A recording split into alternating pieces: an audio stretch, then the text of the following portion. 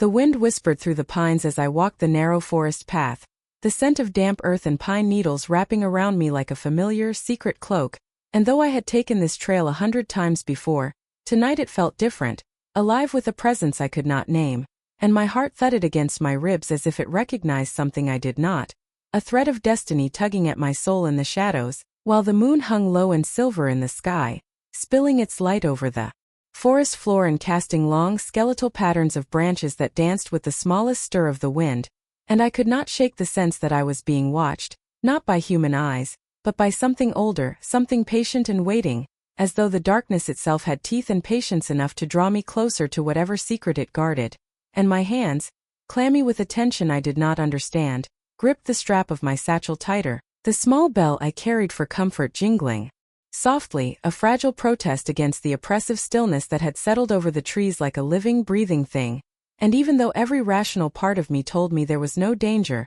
every instinct, primal and insistent, screamed that I was on the edge of crossing a line I could never uncross, that the boundary between the ordinary world and something far older, far wilder, was thinner tonight than I had ever imagined, and I felt the pull in my chest, an ache of anticipation and fear, mingled together so tightly it made my vision swim, and as I stepped over a moss-covered root, the air changed, heavy with a scent both intoxicating and alien, musky and sharp, like the forest itself had exhaled something forbidden, and the shadows seemed to lean closer, brushing against my ankles with phantom fingers, making the hair at the back of my neck rise and my pulse hammer like a drum, and I wanted to run, yet my feet refused, held by some unseen gravity that whispered in a language I could not understand but recognized in the core of me as familiar, necessary and unavoidable. And then the wind shifted and carried a soft, low sound to my ears, not quite words but almost, a growl buried deep beneath the cadence of the forest, resonating in my chest like a warning or a greeting, and I froze, knowing I should not have heard it, knowing I should turn and run toward the safety of my small cabin, yet every fiber of my being wanted to stay, to discover what waited in the dark, among the twisted roots and moonlit leaves, and as I took a cautious step forward, a movement caught the corner of my eye, a shadow slipping between the trunks of the ancient trees, silent and impossibly fast, and though I tried to blink it away, to convince myself it was an animal or a trick of light, I felt the undeniable weight of its presence, a heat that pressed against my skin without touching me, and a magnetic pull that yanked at my soul in ways I could not articulate, and in that moment I realized that I had been walking this forest not merely as an innocent passerby but as someone destined to be seen, chosen, drawn into a story older than any story I had ever known, and I shivered, a combination of fear and something darker, a longing I could not name, as the moonlight caught amber eyes reflecting from the shadows, eyes that seemed to burn through the veil of reality into the marrow of my bones, and my breath hitched, my legs trembling though they had carried me safely here countless times, because the creature behind those eyes was not just watching, it was waiting, patient, commanding and impossibly familiar, and though I did not understand how I could feel that familiarity, a deep ancient part of me knew that my life had changed forever the instant those eyes found mine, that the ordinary world I had inhabited had fractured irreversibly under the weight of something forbidden and powerful, and I wanted to speak, to call out, yet my voice lodged in my throat, trembling and tiny against the vast, expectant night, and the shadows pulsed closer with every heartbeat, brushing past the periphery of my senses, carrying the scent of musk and iron and earth, and in the distance, a branch snapped as though someone or something had stepped closer, yet I could not see it, only feel it, a predator and a protector both, and the tension coiled around my chest like a living thing, promising danger and salvation at once,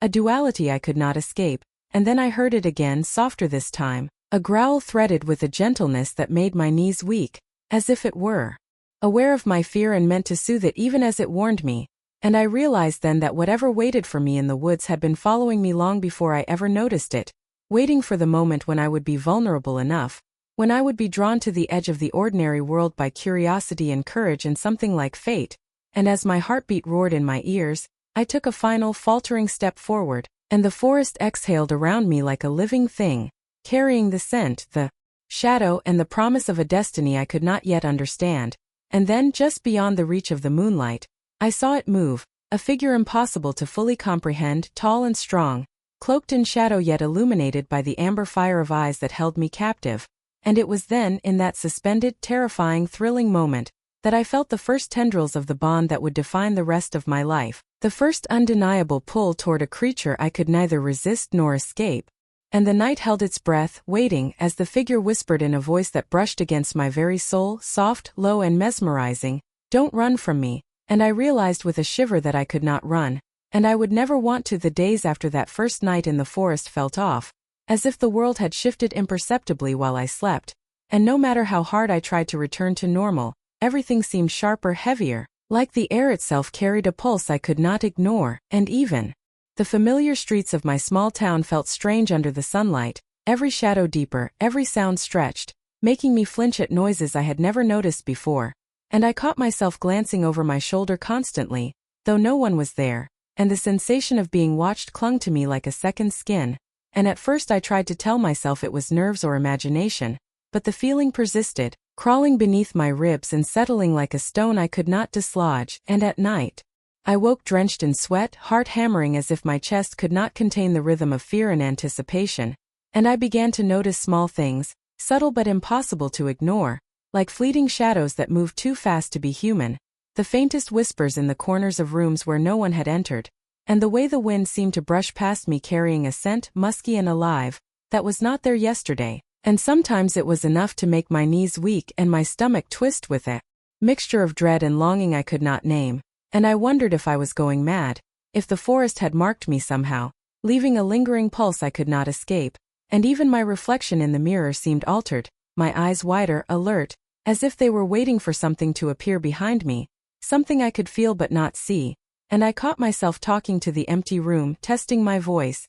hearing it sound smaller and more fragile than before, and at the market I felt eyes on me, human or not, a heat against the back of my neck that made me stiffen and almost drop the basket I carried, and when I turned there was no one, only a lingering sense of being observed, studied, measured, and the more I tried to shake it off, the stronger it became, like a tide I could not resist, and even my dreams, once a refuge, became strange landscapes of shadow and silver light, forests alive with movement, eyes that glowed and whispered words I could almost understand, and I woke from them, shaking, hair clinging to my forehead, heart racing, unsure if what I had seen was memory or vision, truth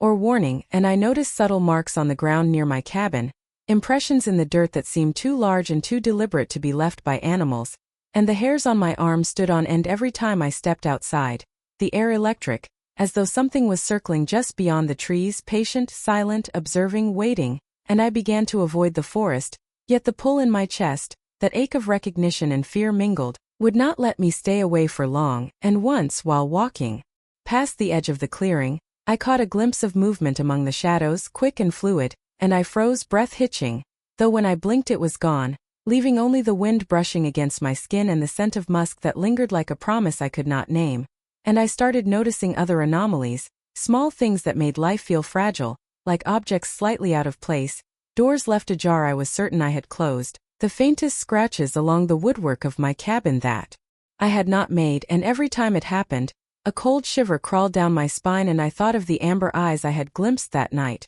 and I could not shake the certainty that those eyes were connected to all of this, watching, waiting, drawing me into something I did not yet understand, and the more I resisted, the more the world seemed to tilt, like I was on the edge of something immense and unavoidable, a reality that existed just out of sight but pressing close enough to make my chest tighten, and even the people I trusted, neighbors and friends, seemed to shift, their glances lingering a little too long, their smiles hesitant, their movements subtly tense, as if they sensed something I did not, or perhaps they felt the ripple of energy around me, the pull of something ancient and wild, and I began to notice the pattern in the whispers, voices in the wind that sounded like my name carried just beyond comprehension, drawing me toward the woods I had promised myself I would avoid, and one night I heard it again, clearer this time, soft and melodic, threaded with a warning I could not fully grasp, a voice that made my stomach tighten and my heart ache, calling me with urgency and authority, and I realized with a jolt that I had become tethered to something inescapable,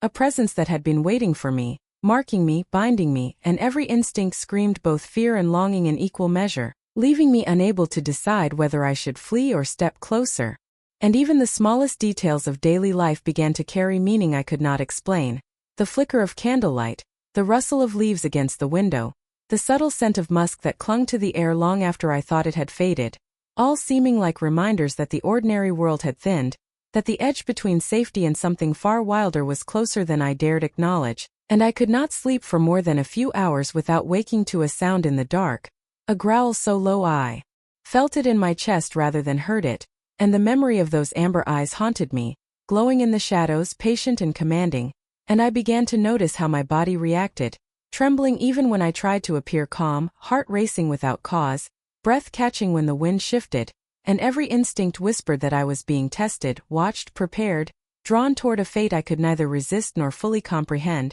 and the forest that had once seemed distant now loomed in my mind like a living thing, its paths calling me back, its secrets waiting, and the whispers, the shadows, the scent, and the unseen presence gnawed at the edges of my sanity until I could not tell what was real and what was something far older, far more patient, far more determined, and as the sun set each evening, bleeding gold into the sky, I felt the air thicken, the shadows lengthen, the weight of unseen eyes settle upon me, and the sense of unease grew unbearable, curling around my heart and stomach, like roots pulling me closer to a truth I could not yet face, until the night came when I stood by the edge of the forest again, hesitant, trembling, knowing that what awaited me was no longer just a memory of amber eyes but a living presence, and the wind carried that same low, intoxicating growl I had heard in my dreams, soft yet full of warning, and I realized that the world I thought I understood was fragile, that I was standing on the threshold of something vast, wild, and irresistible, and a shiver ran through me that was not just fear but the undeniable first pulse of destiny,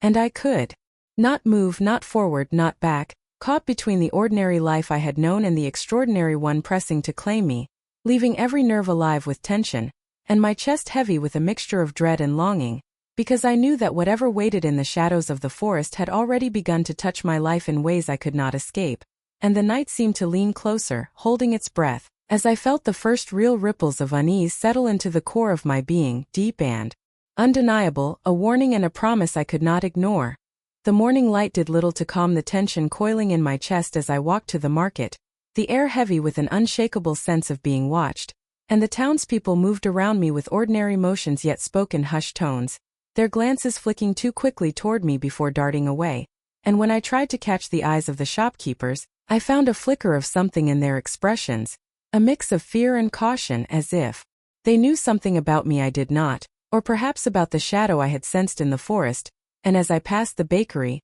a black cat darted from behind a barrel, arching its back, fur raised, and its eyes glowed in a way that seemed unnatural, fixed and intelligent, as though it understood secrets I could not yet comprehend, and it watched me for a long heartbeat before it disappeared between the stalls, leaving an echo of movement and a faint coppery scent in the air that made my skin prickle and my mind race. And later, when I returned to my cabin, I found a scrap of paper tucked under the edge of my door, jagged and torn, yellowed at the corners as though it had been there for days, and on it were 3 symbols drawn with a trembling hand, curved lines interlacing with sharp angles in a pattern that made no sense to my ordinary logic yet struck something deep within me, something ancestral and instinctive, and the paper carried the faint smell of musk and earth, the same scent I had felt in the forest the night I first glimpsed the amber eyes, and I ran my fingers over the ink, tracing the unfamiliar symbols, feeling the thrum of power beneath the surface, a warning and a message entwined in a language older than any I could speak,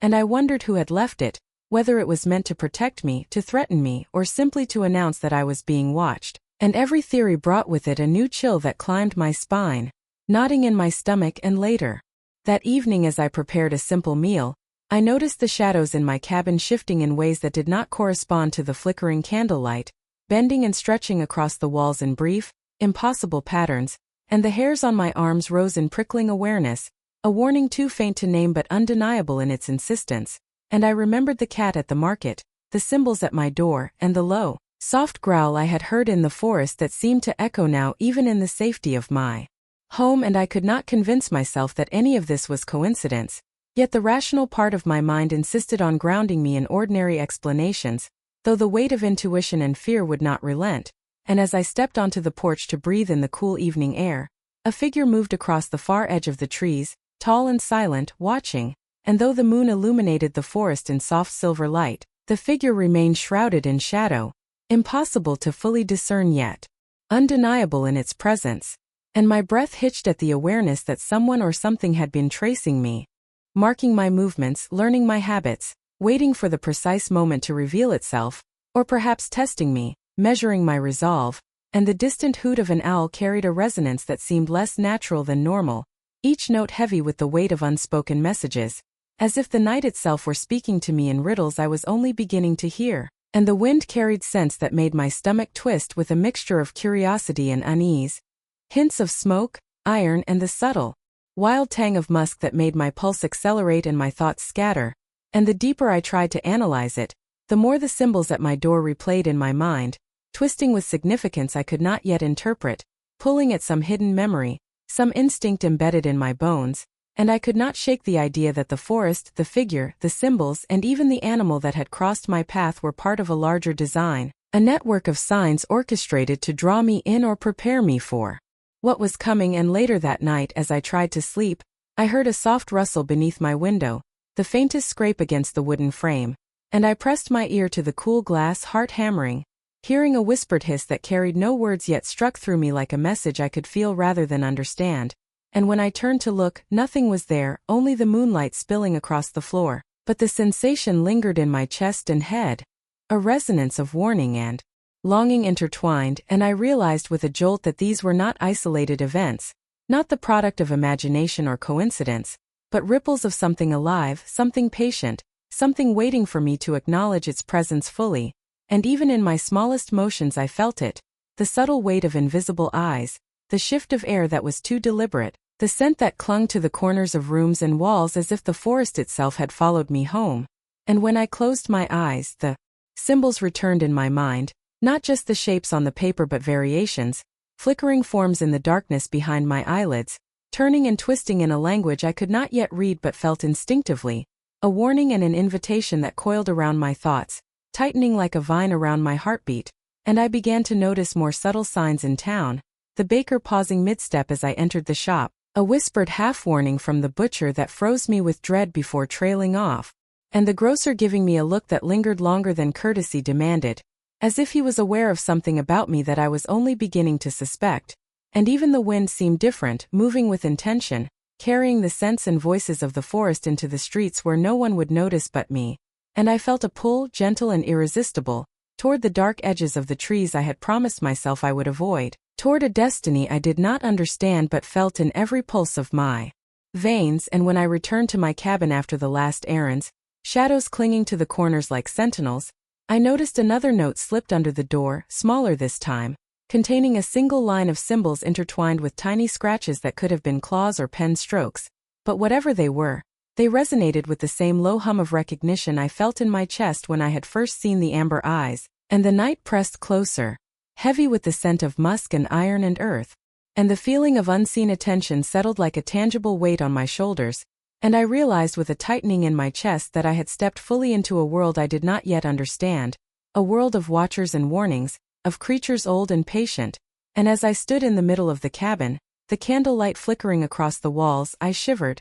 knowing that nothing in my ordinary life could prepare me for what waited in the dark, and that every subtle whisper, every fleeting shadow, every cryptic symbol was pulling me closer to a truth that would demand everything of me, and the unease that had only been a ripple before was now a tide, rising in my chest and curling around my heart, making it impossible to ignore, impossible to dismiss, and as the wind rattled the windowpane and the shadows deepened in the corners, I felt the first real weight of suspicion settle fully in my mind, heavy, insistent, unavoidable, as though the night itself had leaned down to warn me that nothing would ever be the same again. That night the wind carried a sharper chill than usual, slipping through the cracks of my cabin and raising goosebumps across my arms as I walked toward the edge of the forest despite every instinct screaming to stay inside, and the shadows of the trees stretched long and skeletal in the silver light of the moon, shifting subtly as though breathing and alive, and I could not explain why my heart thumped violently in my chest, nor why a strange pull tugged at me, magnetic and impossible to resist, guiding me toward the trees I had avoided for days, and as I approached the familiar clearing, the rustle of leaves made me freeze, ears straining to catch every sound, the hair at the back of my neck rising with anticipation and unease, and then I saw it, a shadow moving between the trunks, silent, impossibly fluid, and my breath caught, throat dry as the figure paused, just beyond the reach of the moonlight, not fully visible, yet undeniably present, and there was something in the way it held itself, tall, broad, strong, yet the movements were graceful, almost predatory, a perfect balance of danger and control, and I felt my stomach twist with a mix of fear and fascination, unable to look away, unable to run even as the rational part of my mind screamed that I should, and I noticed the faint shimmer of amber in the dark, eyes that burned like fire through shadow, and I realized my pulse was echoing in my ears as though matching the rhythm of whatever presence waited just out of reach, and the figure did not step closer. Yet it did not retreat. Silent tension vibrating between us, a magnetic pull that I could not resist, and the wind carried the faint scent of musk and earth, intoxicating, wild and foreign, pressing against my skin and curling in my hair, and I shivered, not from cold but from the raw awareness that I was being observed with an intensity that penetrated deeper than sight, and my fingers twitched, reaching for something I could not name, a desire to touch, to speak, to bridge the distance between us, though I knew it would be impossible, and then the shadow moved again, subtle, just a shift in posture, yet it felt deliberate, as if testing me, measuring my reaction, and I noticed that the forest itself seemed to lean closer, branches bending slightly in the silver light, the ground beneath my feet uneven, alive, almost protective of the presence hiding just beyond visibility, and I felt my chest tighten as the amber glow in the dark held me captive, unwavering and patient, and the pull of curiosity mingled with fear in ways I could not separate, leaving me trembling on the edge of instinct and reason, and I realized that I was not imagining any of it, that this figure, this shadow, had been following the faint rhythms of my life, tracking my movements, marking the world around me in ways that I only now began to notice, and the thought made my pulse spike in both terror and excitement, as though I were standing at the threshold of something immense, something impossible, something that had been waiting for me longer than I had known, and I could feel it in the rustle of leaves, in the whisper of wind against my skin, in the faint vibrations under my feet, subtle but undeniable, the echo of its presence in every nerve of my body, and I wanted to flee, yet I could not, every step forward magnetic, my limbs moving without conscious thought, and I realized with a shiver that I had never felt this way before, this ache of recognition and dread and longing all tangled together in a way that left me breathless, and as I stood frozen, the shadow shifted again, just a flicker, a ripple of motion, yet it sent a current of electricity racing down my spine, and my stomach tightened as though I were being pulled into the orbit of a force far greater than myself, a force both terrifying and exhilarating, and I sensed that this presence was ancient, patient, and utterly aware of me, of everything I feared and desired, yet it offered no explanation, no invitation, only observation, and the world narrowed to the silver moonlight, the rustling leaves, and the amber glow that held me captive without touching me, and I felt my heartbeat hammering so loudly I thought it might betray the rising tension, the unspoken connection that stretched between us, and I realized that every instinct I had learned in life, every lesson of caution and control, was useless in the face of this presence, this shadow that seemed both predator and protector, dangerous and comforting in equal measure, and I longed to step closer, to reach into the darkness and touch the impossible, to break through the magnetic wall that separated us, and I knew that whatever this was, it had found me, not by chance but by purpose, and my chest ached with the sudden, undeniable recognition that I was no longer simply a visitor in the ordinary world, that I was standing at the threshold of something extraordinary, something that demanded attention, surrender, and courage I was not certain I possessed, and the scent of musk and earth grew stronger, wrapping around me like a living thing, pressing against my skin, curling in my hair, and the amber eyes held me still, patient, waiting for me to act, to move, to acknowledge the invisible tether that bound us, and my mind raced, questioning every rational thought, every memory of safety and predictability, as I realized the shadow was more than a figure, more than a stranger, it was something that had been watching, learning, choosing, waiting for me to recognize it as inevitable, and the pull in my chest grew unbearable, magnetic and insistent, drawing me closer, teasing me with both fear and fascination, and I realized that I could not ignore it, that even if I wanted to, I would return, drawn to the forest, drawn to the shadow, drawn to the presence that had made the ordinary world feel fragile and hollow, and as I blinked, the shadow flickered again, almost fading, almost gone, but the amber fire of its eyes remained, lingering, patient, as though daring me to step fully into what was coming, and I felt a thrill I had never known, a mixture of dread, anticipation, and longing that left my knees weak and my breath caught in my throat, and though I did not know its name, its purpose, or the danger it carried, I knew in the marrow of my bones that I could not walk away, that the pull was irreversible, magnetic, unnerving, and impossible to resist, and as the wind rustled through the trees, carrying a whisper that might have been my name or might have been a warning, I shivered and stepped back slowly, my mind racing with questions, my body trembling with desire and fear, and I turned to leave the clearing, yet I could not shake the sense that the shadow had followed me with its presence alone, that it was waiting for me to return, and that the forest itself, alive and watching, had bent its shadows around me to make certain I could not ignore the pull, and as I stepped into the path leading home, heart hammering,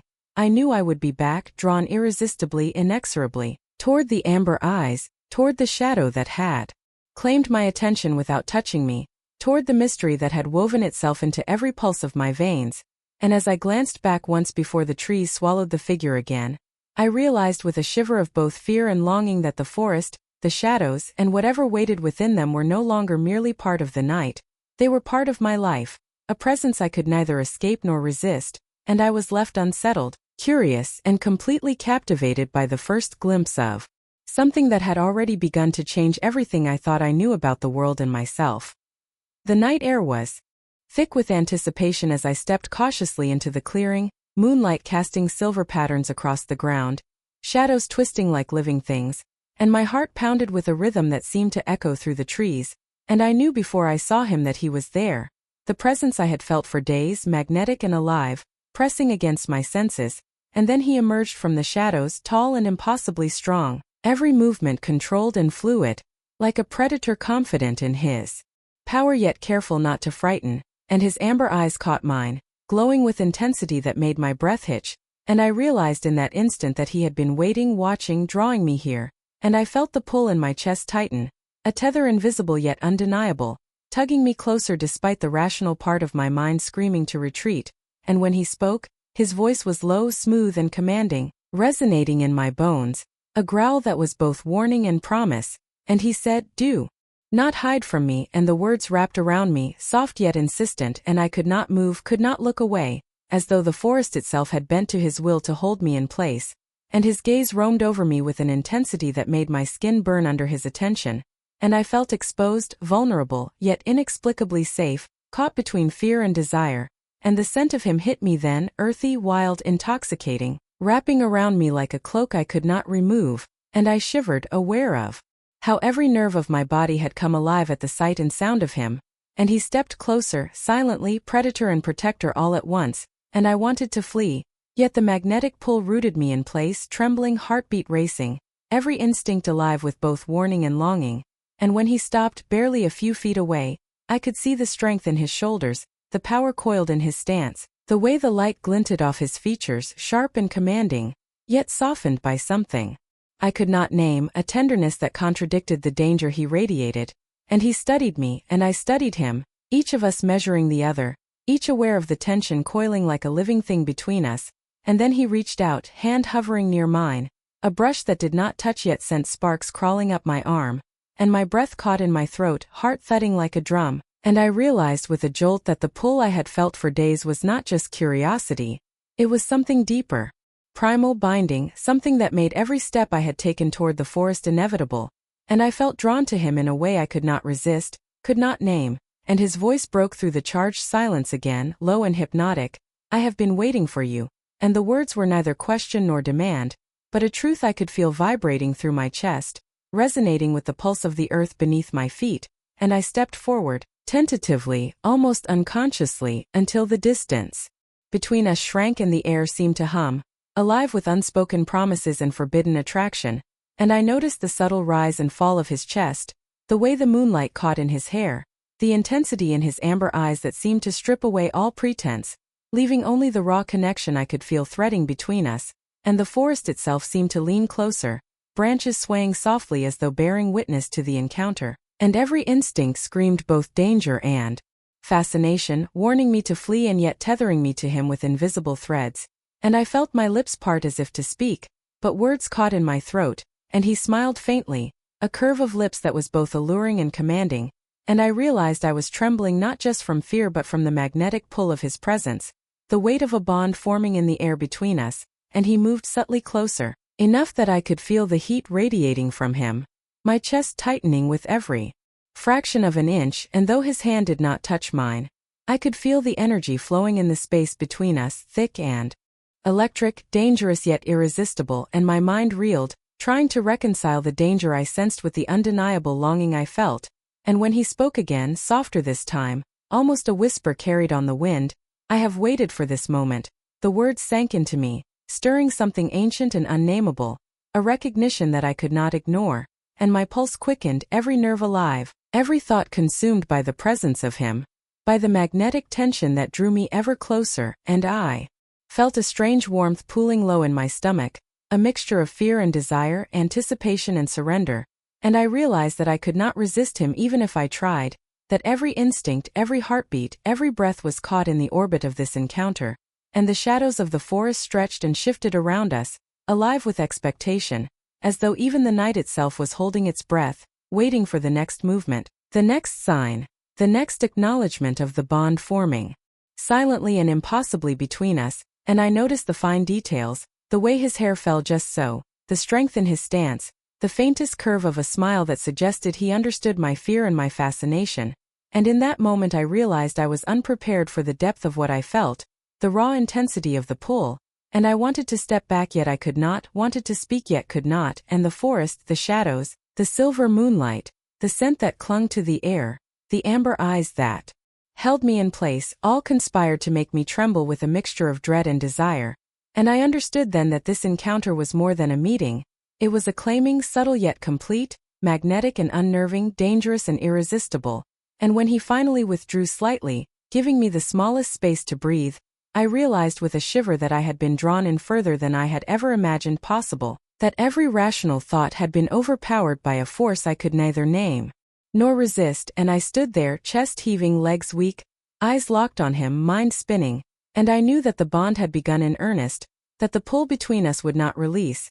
and that I was shaken to my very core by how deeply I had been drawn in, by how impossibly close I already felt to a presence that was both dangerous and mesmerizing. And as the wind whispered through the trees and carried the faint scent of musk and earth that clung to him, I realized with a thrill and a chill that my life had changed in the briefest heartbeat, and that the forest, the shadows, and the amber eyes of this mysterious figure had claimed not just my attention but my very soul. The days after our encounter blurred the lines between reality and something far older and wilder, and I could no longer convince myself that life was ordinary, because every shadow seemed to twitch with intent, every gust of wind carried whispers I could almost understand, and the world around me felt thin like a fragile veil ready to tear at any moment. And it started with small things, like objects shifting subtly when I wasn't looking, a cup left on the table in the morning appearing on the floor by evening, a window I was sure I had closed swinging open with a soft sigh of air that carried the faint scent of musk, and dreams began to haunt me in vivid, impossible detail, forests bathed in silver light where amber eyes watched me with intensity that left my chest tight and my pulse racing, and I would awaken drenched in sweat, heart pounding, the sense of being drawn into another realm lingering long after I forced my eyes open to the ordinary dawn, and I began to notice coincidences, inexplicable and unnerving, like running into the stranger in the marketplace when I was certain he had been miles away, shadows moving just beyond my vision when I glanced out the window, the soft rustle of leaves even in the stillest moments, and even the animals in town reacted strangely, dogs growling softly at empty corners, birds taking flight en masse as if sensing something I could not, and I realized with a growing knot of unease that the world I had known was unraveling at the edges, exposing currents of power and presence that I could neither ignore nor fully comprehend, and I tried to maintain some semblance of normalcy, keeping my routines, tending to my small garden, walking the familiar streets, yet even then the pull persisted, subtle but undeniable, tugging me toward the forest, toward the shadow that had claimed my attention, toward the amber eyes that haunted both my waking hours and my dreams. And one afternoon as I carried groceries down the path near my cabin, a sudden inexplicable gust of wind slammed into me, scattering the contents of my bag across the ground, and I froze, heart hammering, noticing a flicker of movement at the tree-line, just beyond the reach of vision, too fast and deliberate to be an animal, and a low growl vibrated through the air, resonating deep in my chest. and I caught a glimpse of amber eyes glowing briefly before vanishing into shadow, and I realized with a jolt that I was being observed, tested, pulled, and that the ordinary world was no longer mine to inhabit alone, and at night the dreams intensified, a tapestry of shadow and silver light, of movement that was fluid and purposeful, of eyes that followed me through forests that seemed both familiar and impossibly vast, and I began to feel the weight of anticipation and fear pressing into my very bones, a sensation that left me shivering under my blankets, unable to rest, unable to shake the certainty that my life had been irrevocably altered, and the more I tried to deny it, the more the world conspired to prove me wrong. Small accidents and near misses stacking up like warnings, objects toppling without cause, a candle flickering violently in an empty room, the floorboards groaning beneath invisible weight, a sense of presence so strong that it felt like fingers brushing my skin though no one was there, and every step outside seemed measured, deliberate, as though the forest and the figure within it were synchronizing with my own movements, watching, testing, drawing me closer to a reality I could not yet name. And one evening as I returned from a walk, the soft glow of lantern light in my cabin seemed to flicker with an almost sentient rhythm, and I realized that I had been followed, felt rather than seen, and the wind whispered against the walls carrying a sound, a low, warning hum threaded with something ancient,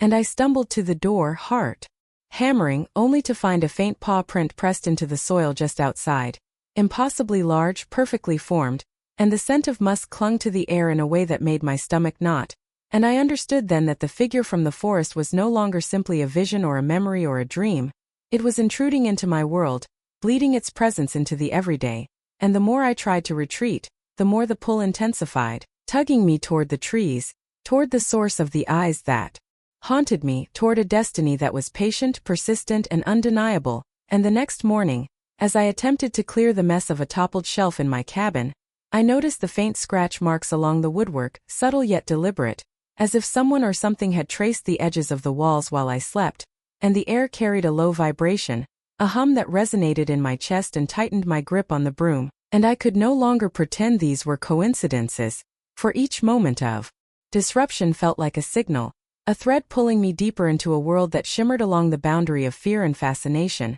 And that night my dreams were more vivid than ever, silver light casting long shadows, the amber eyes watching me, moving closer, the growl beneath the wind a warning and a caress, and I awoke gasping, shivering, the floor of my cabin feeling impossibly close yet distant, as though I were suspended between two realms, the ordinary and the impossible, and I knew then that I could no longer deny the supernatural forces stirring around me, that the boundary between what was known and what was coming had broken, and the tension in the forest, in the shadows, in my own chest became unbearable, and I realized I was no longer alone, that the pull I felt was part of a network of intention, awareness, and power, waiting to claim me. And as the moon rose high one night, illuminating the trees with silver fire, a branch snapped sharply, startling me, and a low growl rumbled through the clearing, so close I could feel it vibrating in the soles of my feet, and before I could step back, a sudden movement among the trees caused a flurry of leaves to scatter,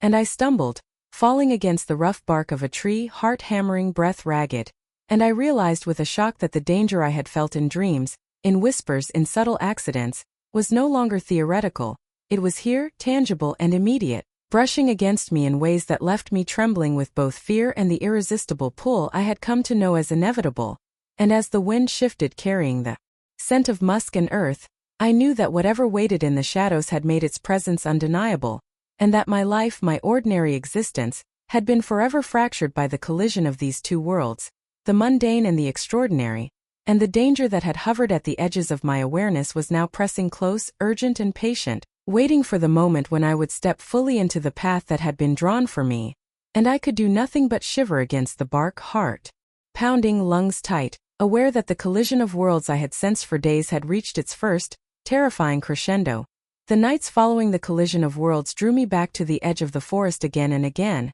as if some invisible force had tethered my steps to the shadows, and each time I ventured closer, he was there, waiting, patient and intense, and though I had never spoken more than a single whispered word since our first meeting, the bond between us grew with a gravity I could not resist, subtle gestures bridging the distance, a glance held a moment too long, a slight inclination of his head acknowledging my presence, and I found myself learning the cadence of his breathing, the weight of his gaze, the almost imperceptible ways he adjusted his stance when I approached, as though he were a predator who had chosen to slow his hunt in favor of recognition. And yet the pull between us was more than physical. It threaded through the air like a current, wrapping itself around my heart and mind, drawing me closer even as logic and fear screamed that this was forbidden, that the connection we shared could be dangerous in ways I could not yet name. And one evening as the moon rose high, silvering the leaves and casting elongated shadows across the forest floor, he spoke my name, soft, low, carrying a weight that seemed to vibrate through my bones,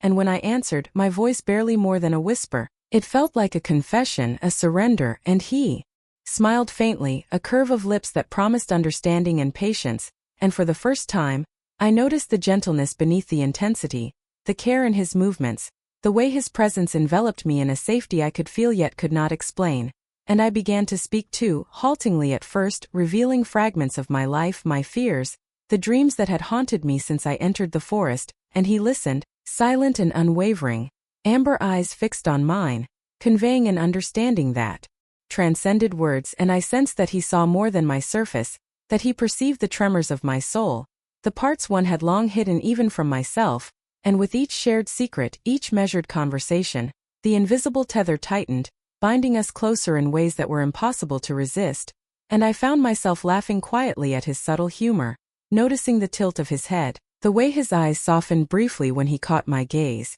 and I felt my pulse quicken with an ache that was both thrilling and frightening, for I knew the bond was growing, something ancient and primal, forbidden yet irresistible, and the forest seemed to acknowledge it too, branches shifting softly, wind carrying faint whispers that I could almost understand, the world bending subtly around us in recognition of the connection forming. And one night he led me to a clearing bathed in moonlight, the grass soft beneath our feet, and for a long moment, we stood side by side in silence, the hum of the night pressing in, alive with anticipation, and I realized that I could feel his heartbeat, resonating faintly against the pulse of the earth, syncing with my own, a rhythm that left me dizzy with awareness. And then he spoke again, lower this time, almost a murmur, telling me of the pack, the forest, the weight of his role, the life he led hidden beneath the guise of shadows, and I felt the danger inherent in his existence, the power he carried that could consume or protect, and my chest tightened with a mixture of fear and fascination,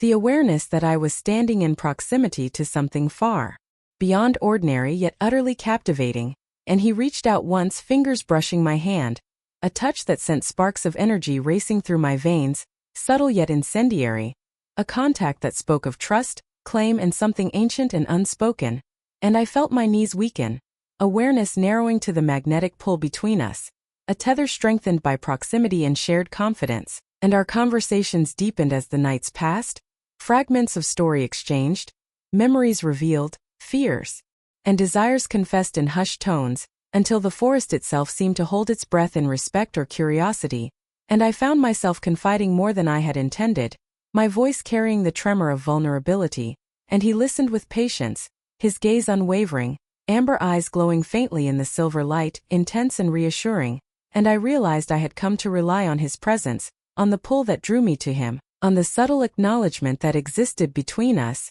and the attraction grew undeniable, a magnetic tension threading through every moment we shared, dangerous yet impossible to resist, and I knew that the bond we were forming was more than emotional, more than curiosity or fascination. It was ancient, primal, predestined in ways I could not yet comprehend, and as I began to trust him, to lean toward him in thought if not yet in action, a flicker of something deeper appeared, a glimpse of what he truly was, not fully human, not fully bound to the world I had known. And I caught a flash of his form shifting, muscles rippling with power, a predatory grace that hinted at strength and danger I had only sensed in instinct and warning, and it left me breathless, heart hammering, knees weak, aware that the man before me was not merely flesh and bone but something far more formidable, something supernatural that carried both protection and peril, and the realization made my pulse race with both fear and desire, the forbidden nature of our bond sharpening every sensation, and yet I could not pull away, could not deny the magnetic connection that had woven itself between us, every gesture, every whispered word, every shared secret tightening the invisible threads, drawing me closer, claiming my attention and my instincts, leaving me suspended between fear and longing, and as the moonlight bathed the clearing, illuminating the taut line of his jaw, the depth of his amber gaze, and the strength coiled in his form, I shivered with the undeniable truth that I had glimpsed only a fraction of his power, a shadow of the true being he was beneath the surface, and the forest seemed to hum around us, alive with recognition of the bond forming, patient, waiting, knowing that our connection was irreversible, ancient and forbidden, and as he stepped back slightly, giving me a fraction of space to breathe, I realized with a thrill and a chill that I had been drawn into something far larger and more dangerous than any ordinary life could contain, that the attraction, the bond, and the pull between us was no longer subtle or casual, but an undeniable force, threading through the night, binding me to him, and leaving me shaken, captivated, and acutely aware that the glimpse I had caught of his true self had changed everything, revealing not just the danger, the power, and the forbidden nature of what I was drawn into, but also the promise of a connection that I could not resist, could not deny, and would never forget. The nights had begun to carry a different weight, a subtle pressure in the air that made every shadow seem deeper, every rustle of leaves more deliberate, and I realized that the bond one had nurtured with him, the magnetic pull that drew me into the forest and held me at the edge of his presence, was now laced with fragments of truth I was not fully prepared to see, because sometimes when the moon hit the clearing at the perfect angle, the shadows around him seemed to warp, elongating in ways that no ordinary light should allow, and I caught glimpses of strength that no human could possess, a coiled power beneath the surface that rippled beneath his skin like a living thing, and it left me breathless, trembling between fascination and fear, unable to look away yet uncertain if I should. And there were nights when his amber eyes reflected not just fire but something older, deeper, a hunger and patience combined in a way that made my heart stutter, and I wondered how much of him was human and how much was predator, ancient and untamed, and the thought sent a chill down my spine while simultaneously igniting a pull that I could not resist, a need to step closer, to reach toward him, to understand the being who had claimed so much of my attention and so many of my instincts. And sometimes his presence alone seemed to bend the forest around us, trees swaying with purpose, the ground vibrating faintly beneath my feet as though acknowledging his steps even before he moved, and I sensed that the natural world itself was attuned to him, aware of his power, respectful, cautious, and yet I saw hints of restraint, of control, of a careful balance he maintained, not letting the full scope of what he was spill into the world, and it left me torn because the pull of fascination, of desire, of connection, battled with a deep, instinctual fear that whispered I was treading in territory I could not survive unscathed, and when we spoke in those moments, his voice carried layers I could not fully understand, low and melodic yet sharp, vibrating with something primal, and I noticed how he would sometimes pause mid-sentence, amber eyes narrowing on some unseen horizon, as if listening to a call I could not hear, attuned to signals older than I could imagine, and I caught myself studying the way his muscles moved, the tension and ease with which he held himself, the faint trace of claws along the nails of his fingers that gleamed when the light struck just right, subtle, almost hidden, yet undeniable to my careful observation, and I began to notice other details, subtle but telling, the way animals in the forest fell silent when he passed, birds stopping mid-song as if paying him respect or warning, the wind shifting around him in unusual ways, carrying scents that were at once intoxicating and wild, stirring something in me that left me breathless, trembling with anticipation and fear, and I could not help but question how much of the man I had come to trust and care for was truly safe, how much was a danger lurking beneath the surface of his amber gaze. And the more I sensed his hidden nature, the more the magnetic pull intensified, like a rope coiling around my very bones, impossible to resist, tethering me to him even as doubt and caution gnawed at the edges of my mind. And one night as the mist rose from the forest floor, wrapping around our feet and curling into the shadows, I glimpsed a movement too quick, too precise, for any human to perform, a ripple of muscle that coiled and released in a way that hinted at speed, strength, and instincts beyond my comprehension, and I froze, heart hammering, torn between awe and terror, and he seemed to sense my hesitation, stepping closer, amber eyes holding mine, voice low, teasing yet cautionary, warning and promise all at once, and I felt the pull tighten, a magnetic force I could not fight, yet a whisper of mistrust flickered, fragile but persistent, threading through the growing bond we shared, and I realized that I was learning pieces of him in fragments, glimpses that told of power, history and control, yet never the full truth, as if he were a story half told, leaving me both captivated and wary, craving more yet, afraid of what might be revealed, and there were moments when the wind seemed to carry voices I could not place, distant and haunting, or when shadows flickered around him like living extensions of his presence, hinting at the supernatural nature of his being, and every instinct in me screamed both danger and fascination, leaving me trembling in a mixture of desire and dread, drawn to him with an intensity one could not name and terrified of what that intensity might mean. And yet I could not turn away, could not step back from the bond that had already threaded itself through my mind and body, shaping my thoughts, stirring my heart, binding me to the shadows and the pull of amber eyes that held both mystery and menace, and even in moments of conversation, subtle gestures betrayed the fragments of truth, the way his hand would linger near mine, fingers brushing accidentally on purpose, the slight tilt of his head towards some imperceptible sound, the quiet growl beneath his voice, that carried a warning I could feel in my chest, and each fragment, each glimmer of what he was beneath the surface, left me caught in a whirlwind of emotion, unable to fully trust, unable to fully retreat, yet unable to resist, and as the nights wore on, the tension threaded through every meeting, every glance, every shared secret, leaving me dizzy with anticipation, my mind whirling with both fear and longing, because I could sense that the power beneath the surface was immense, that the being I had begun to care for and fear in equal measure was ancient, patient, untamed, and that the moments I had glimpsed were only the smallest hints of what lay hidden, and the forest itself seemed alive with acknowledgement, branches swaying with intent, leaves rustling with messages I could not yet understand, and I realized that mistrust had begun to shadow the connection, a subtle tension threading between fascination and wariness, warning me to tread carefully even as desire and curiosity pulled me deeper into the orbit of amber eyes, shadows, and the fragments of a supernatural truth that promised both danger and an impossible bond, leaving me breathless, trembling, and acutely aware that nothing in my ordinary life could prepare me for the revelations to come, and that every choice, every glance, every heartbeat was already entwined with forces I could not yet fully see, leaving me on the precipice of awe, fear, and longing, suspended in a moment where the magnetic connection to him was both my greatest comfort and my most profound uncertainty, and the mistrust that shadowed us was no longer subtle, a quiet hum beneath the surface, threading through every encounter, reminding me that though I was captivated, the full story of who he was and what he carried was still hidden, and the weight of that hidden truth pressed against my chest, a constant reminder that fascination could turn to peril in the blink of an amber gaze, leaving me both drawn in and wary, trembling at the fragments I had glimpsed, knowing that our bond was real, magnetic, and irreversible, yet shadowed with the danger of secrets still untold. That I tried to resist the pull, tried to convince myself that the forest, the shadows, the amber eyes that haunted both my dreams and waking thoughts, were a temptation I could deny, yet each step away felt like walking against a current, relentless and insistent, tugging at my heart, my instincts, my very soul, and I found myself dreaming of him in the quiet hours before dawn,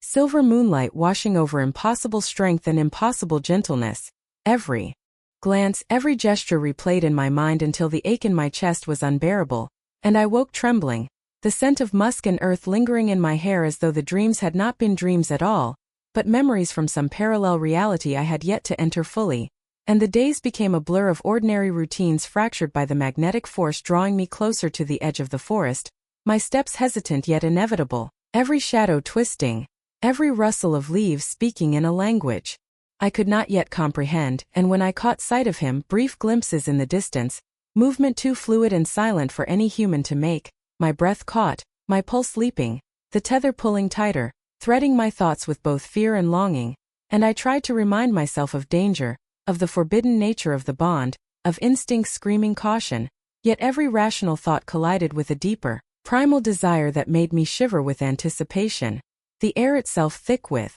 tension, heavy with a power I could feel pressing against my skin, and at night the dreams became more vivid, more insistent, a tapestry of shadow and silver light, of amber eyes that watched and followed me, of strength and grace that was terrifying in its perfection, and I would awaken with a gasp, heart hammering, unable to distinguish between what was dream and what was warning, and the world around me seemed to bend under the weight of his presence even when he was unseen. Furniture shifted slightly as though touched by invisible hands, the wind carried whispers I could not place, animals reacted with unease, dogs growling softly at corners I knew were empty, birds taking flight in sudden, synchronized panic, and I knew that his world was bleeding into mine, invading the ordinary with a force I could neither fight nor fully embrace, and yet the pull remained, magnetic and inescapable, threading through my veins, coiling in my chest, demanding recognition, demanding surrender, and I felt my heart split between fear and fascination, the desire to flee clashing violently with the need to return, to see, to feel, to be near the force that had taken hold of me. And one evening I found myself on the forest path without realizing how I had walked there, the silver moonlight guiding my feet as though invisible hands were steering me, and the air carried the faint scent of him, earthy and wild, wrapping around me, pulling me closer with every heartbeat, and I realized with a thrill and a chill that the line between longing and danger had thinned to almost nothing, that every step was a choice I could not truly resist, and when he emerged from the shadows, tall and commanding, every movement fluid, predator and protector intertwined in a way that left me trembling, I felt the magnetic tension tighten unbearably, coiling in my chest, threading through every nerve, a current that pulled me closer even as fear cautioned against it. And he spoke, low and hypnotic, his voice vibrating in my bones, "Do not run," and it was both command and promise, and I felt my knees weaken, my breath catching, every instinct screaming yes even as reason warned me of the consequences, and I wanted to flee, yet could not, drawn forward by a force older than time, a bond that whispered of inevitability and fate, and the forest itself seemed to lean closer, leaves brushing against my skin, branches swaying with intent, the night alive in a way that mirrored the tension between us, and I noticed the way his gaze softened briefly, amber eyes holding mine with an intensity that left me dizzy, shivering with both awe and apprehension, and the pull between us grew unbearable, a physical ache threading through every part of me, every nerve ignited with a mixture of fear, desire, and longing that left me trembling in the silver light, and I realized with a jolt that the dreams, the fleeting glimpses, the whispers, and the subtle accidents in my world had all been leading to this, to a moment where the temptation I had tried to resist became impossible to deny, a force that drew me to him even as I understood the danger, the forbidden nature of what we shared, and the forest seemed to recognize the gravity of our connection, shadows shifting, wind sighing, the night holding its breath in anticipation, as if aware of the bond threading between us, patient yet insistent, and I felt the tension coil in my chest tighter than ever, every step bringing me closer to a decision I could not delay, and the magnetic pull was no longer subtle, it was a presence, a force pressing against my skin, against my mind, against my heart, and when he stepped forward, amber eyes glowing softly in the moonlight, the scent of musk and earth washing over me, strength radiating in every movement, I understood that the temptation I had fought was no longer abstract or distant, it was immediate, alive, undeniable, and my body and mind rebelled against the notion of resistance even as my instincts screamed caution. And in that moment I saw the edge of what he truly was, a glimpse of strength and control and supernatural power that left me breathless, heart racing, and my mind tangled in emotions too complex and intense to unravel, and I realized that no rational thought could protect me, no reason could counter the force drawing me forward, and though fear flickered like a fragile shadow, fascination, desire, and an impossible need pulled me toward him, toward the amber eyes, toward the presence that had woven itself into my life with quiet inevitability, and as he extended a hand just a fraction closer, inviting, patient yet commanding, I knew with a shiver that the temptation I could not ignore had arrived, that every dream, every whisper, every thread of emotion that tangled with reality had led me to this moment, and I could neither step back nor resist, and as the forest held us in silver silence, I felt myself teetering on the edge of surrender, drawn irrevocably into a world I could not leave, a pull I could not fight, and the danger, the desire, and the forbidden attraction coiled tightly around my heart, leaving me trembling, aware that I would cross the line whether I chose to or not,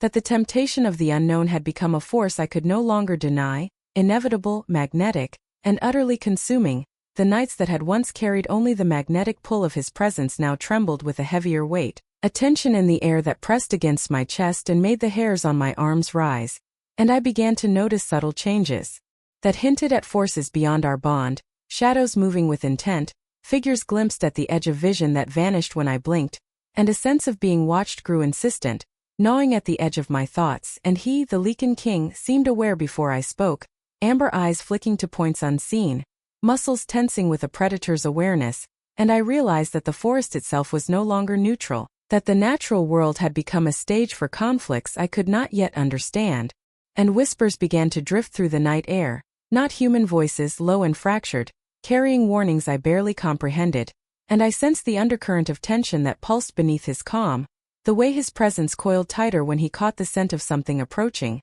the growl low in his chest a warning I could feel in my bones, and rumors began to reach me, half-heard tales in the village, hushed tones that spoke of rival packs, of ancient grudges, of forces lurking just beyond the forest that had long histories with the Lycan king, and I felt a chill, an instinctive fear, because the pull between us had been so consuming that I had scarcely noticed the threads of danger weaving closer with every day. And then the small incidents escalated, a branch snapping too sharply behind me, a fleeting shadow brushing the cabin walls, a howl in the distance that carried both grief and malice, and I realized that these were not accidents but signals, warnings that the world he inhabited was encroaching upon mine, refusing to be ignored. And each time he appeared, amber eyes glowing, presence like molten power and restraint intertwined, I could see the weight he carried, the vigilance etched into his stance, the tension in the subtle movements that spoke of past battles and threats not yet confronted,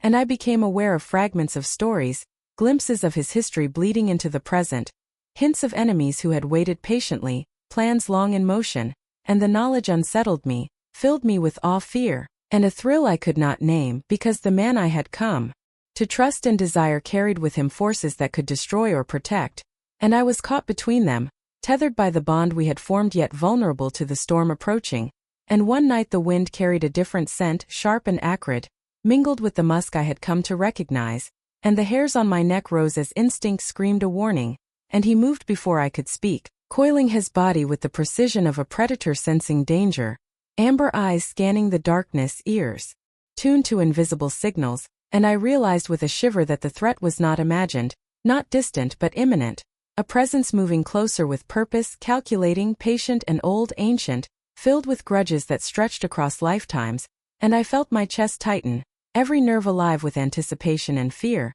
because I knew that my life, my ordinary world, had collided irrevocably with a power and danger I could not fully comprehend, yet could not deny. And he spoke then, low and controlled, words that carried weight in the still night, warning me, urging vigilance, and I could feel the predator in him rising, coiling, yet tempered by restraint, the duality that had drawn me to him so powerfully now making me acutely aware of the razor-thin line between protection and devastation, and fragments of his past, glimpsed through hurried confessions and subtle gestures, hinted at rivalries, old debts, and enemies who had waited through decades for a moment to strike, and the realization that I was caught in the orbit of these forces left me trembling, heart hammering, aware that the stakes had escalated far beyond my understanding, that every choice I made, every step I took, was entwined with consequences I could not yet see, and yet I could not turn away, could not resist the pull that bound me to him, the magnetic force that had threaded through my heart and mind since the first encounter,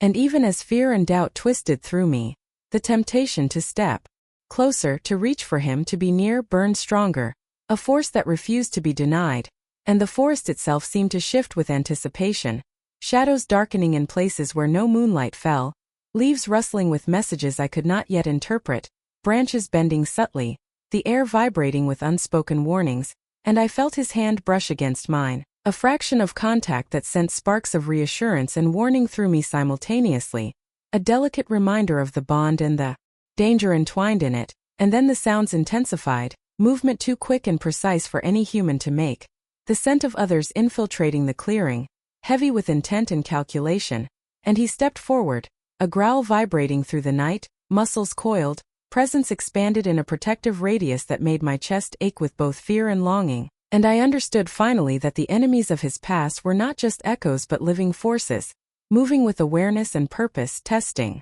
the boundaries of his power, probing the defenses of the forest, and by extension, probing me, and I felt a tremor run through me, the gravity of the danger settling into my bones, and yet even in that awareness, even with pulse racing and fear pressing against every instinct, I could not resist the draw, the need to remain near, to witness, to understand, to be part of this world that was equal parts danger and obsession, and the forest seemed alive, shadows twitching in recognition of the tension, the anticipation, the storm gathering at the edges of perception, and I realized with a shiver that the threat was real, undeniable, that the delicate balance we had woven through connection, trust, and forbidden attraction was fragile and under assault, and as he moved to the edge of the clearing, body taut, amber eyes scanning, lips slightly parted in silent command. I understood that I was now standing at the threshold of events that could not be ignored, that danger had arrived, ancient, calculating, relentless, and that the pull of the bond, the attraction, and the unseen forces converging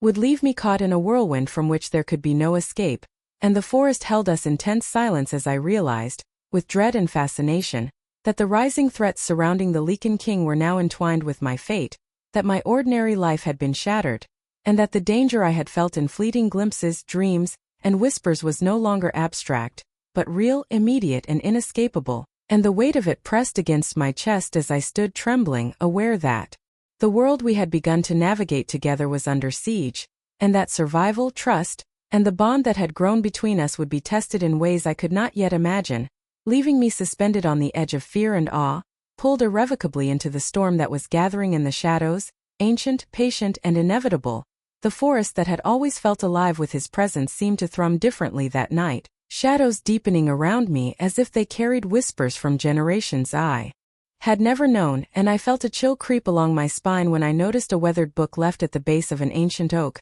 bound in cracked leather that smelled of earth and time, and when I hesitated, fingers brushing the cover, the wind seemed to pulse, almost urging me to open it, and the moment I lifted the book, a sudden clarity hit me, a resonance deep in my chest that made my pulse hammer and my vision blur with sudden awareness, because the symbols inside, the ink diagrams, the language that was both strange and vaguely familiar, seemed to echo the dreams I had long had, the whispers I had felt in the night, the pull that had drawn me into the forest, into him, into a world I had barely begun to understand, and as I traced the words with trembling fingers, I began to see a pattern, a thread linking the human world to the supernatural, to the history of the Lycan king, to forces that had lingered unseen for centuries, and my mind reeled when I found the passage that spoke of bloodlines, ancient bonds of power and fate, and a lineage marked by both protection and curse, and as the words sank in, I felt a shiver of recognition, a flash of memory long buried, a sense that I had been prepared, unknowingly, for this moment since birth, and the revelation hit with the force of lightning, that my own family, my own blood, carried a legacy tied to the supernatural in ways I could never have imagined, that a prophecy whispered across generations had placed me in proximity to forces both dangerous and extraordinary, and suddenly the fragments of my dreams, the inexplicable pull toward him, the warnings I had ignored, the subtle accidents, all made sense in a way that terrified me, because I realized I was no longer simply a witness or an accidental participant, but a key figure in a story that had been written long before I had opened my eyes, and the implications made my chest tighten, my stomach churn, because the bond one had felt with him, the irresistible pull that had consumed my thoughts and dreams, was not merely attraction but a convergence of fate and bloodline, a magnetic inevitability that had been foretold, and as I turned the pages further, the book revealed connections I had never suspected,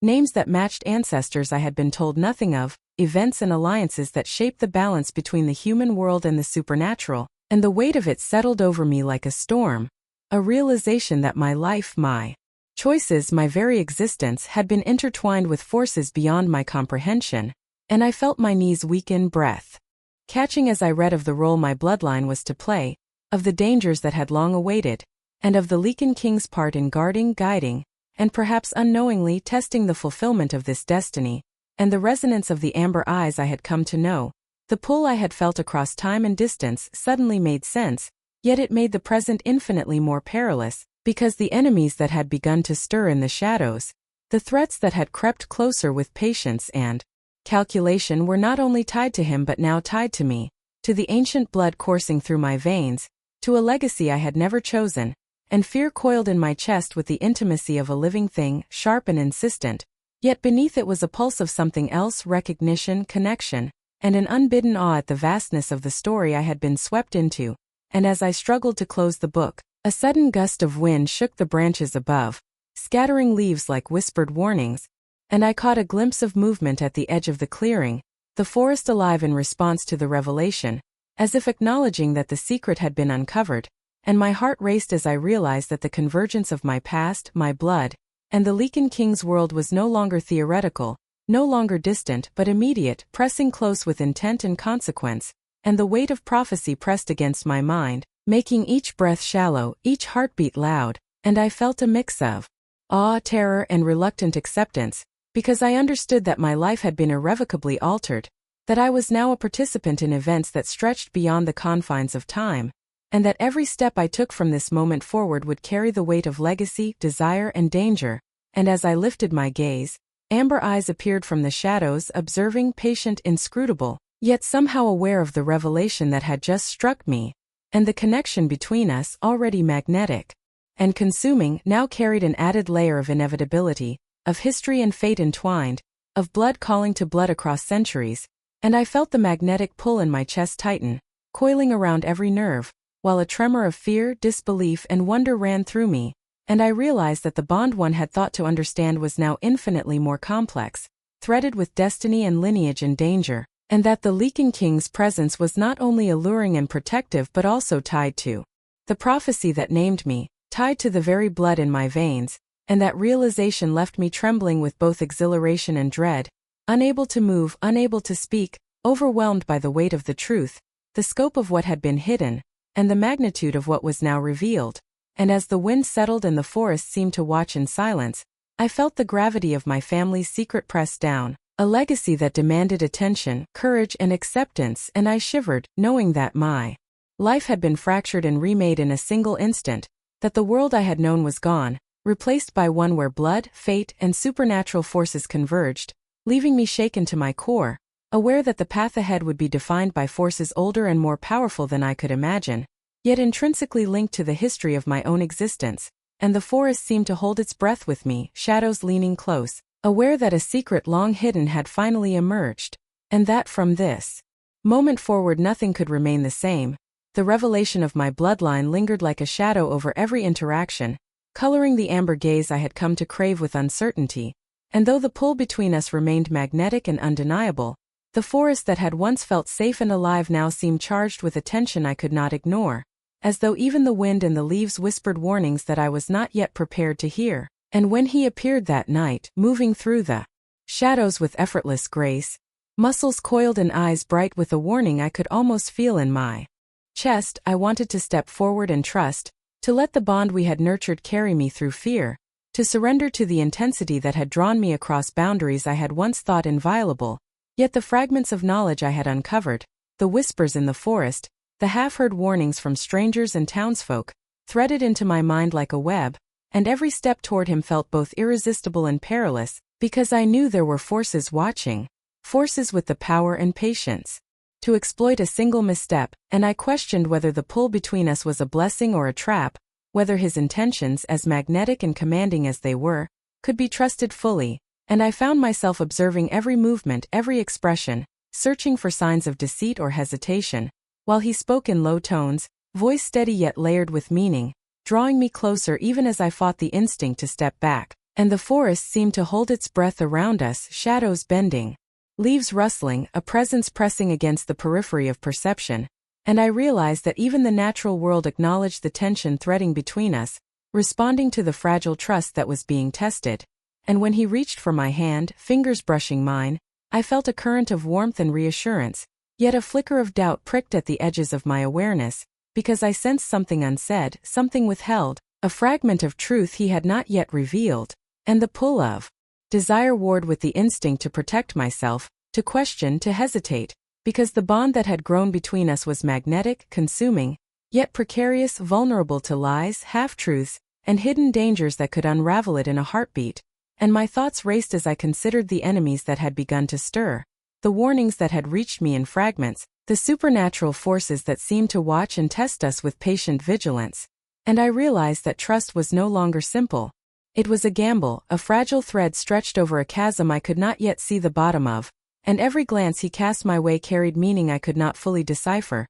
a blend of protection, command, and mystery, and though I wanted to believe, to surrender, to lean fully into the bond that had consumed my thoughts and dreams, the knowledge of my own bloodline, the prophecy, and the hidden enemies pressed against me whispering caution, and I felt my pulse tighten with every step we took. Together through the moonlit clearing, the magnetic tension coiling in my chest like a living thing, and as he spoke, amber eyes fixed on mine, low and insistent, urging me to trust, I wanted to answer, wanted to leap into certainty, yet hesitation lingered, a shadow threading through my desire, and I found myself testing him, asking questions I already knew the answers to, observing the subtle gestures of hands and stance, the way his body shifted when unseen sounds reached him, the way his voice held a tremor when secrets passed unspoken between us, and every observation both drew me closer and set my nerves on edge, because the duality of his presence, protector and predator, was magnetic yet impossible to fully gauge,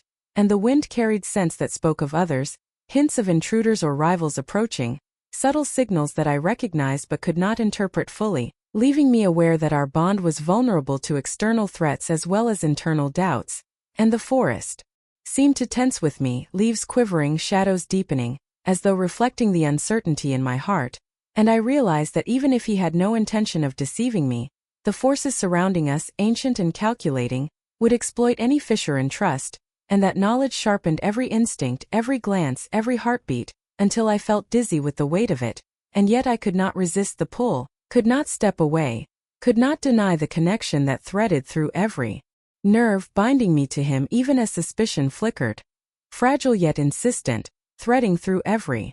interaction, and the bond demanded acknowledgement even as fear and uncertainty warred in my chest. And when he drew me closer, amber eyes glowing faintly in the moonlight, strength and command radiating from him like a tangible force, I felt a mixture of awe, desire and hesitation, because every instinct screamed both surrender and caution, and the forest seemed alive with recognition of the tension, shadows shifting, leaves brushing against skin as if in warning, and my mind raced, imagining the consequences of misplaced trust, of secrets left unspoken, of enemies poised to strike, and I understood finally that the choice before me was not simply whether to trust him or not, but whether to embrace the bond knowing the risks, to step fully into a world threaded with power, danger and magnetic attraction, or to retreat and risk losing both the connection and the protection he offered, and my chest tightened as I realized the stakes were greater than I had imagined, that trust was no longer an abstract concept but a lifeline and a vulnerability intertwined,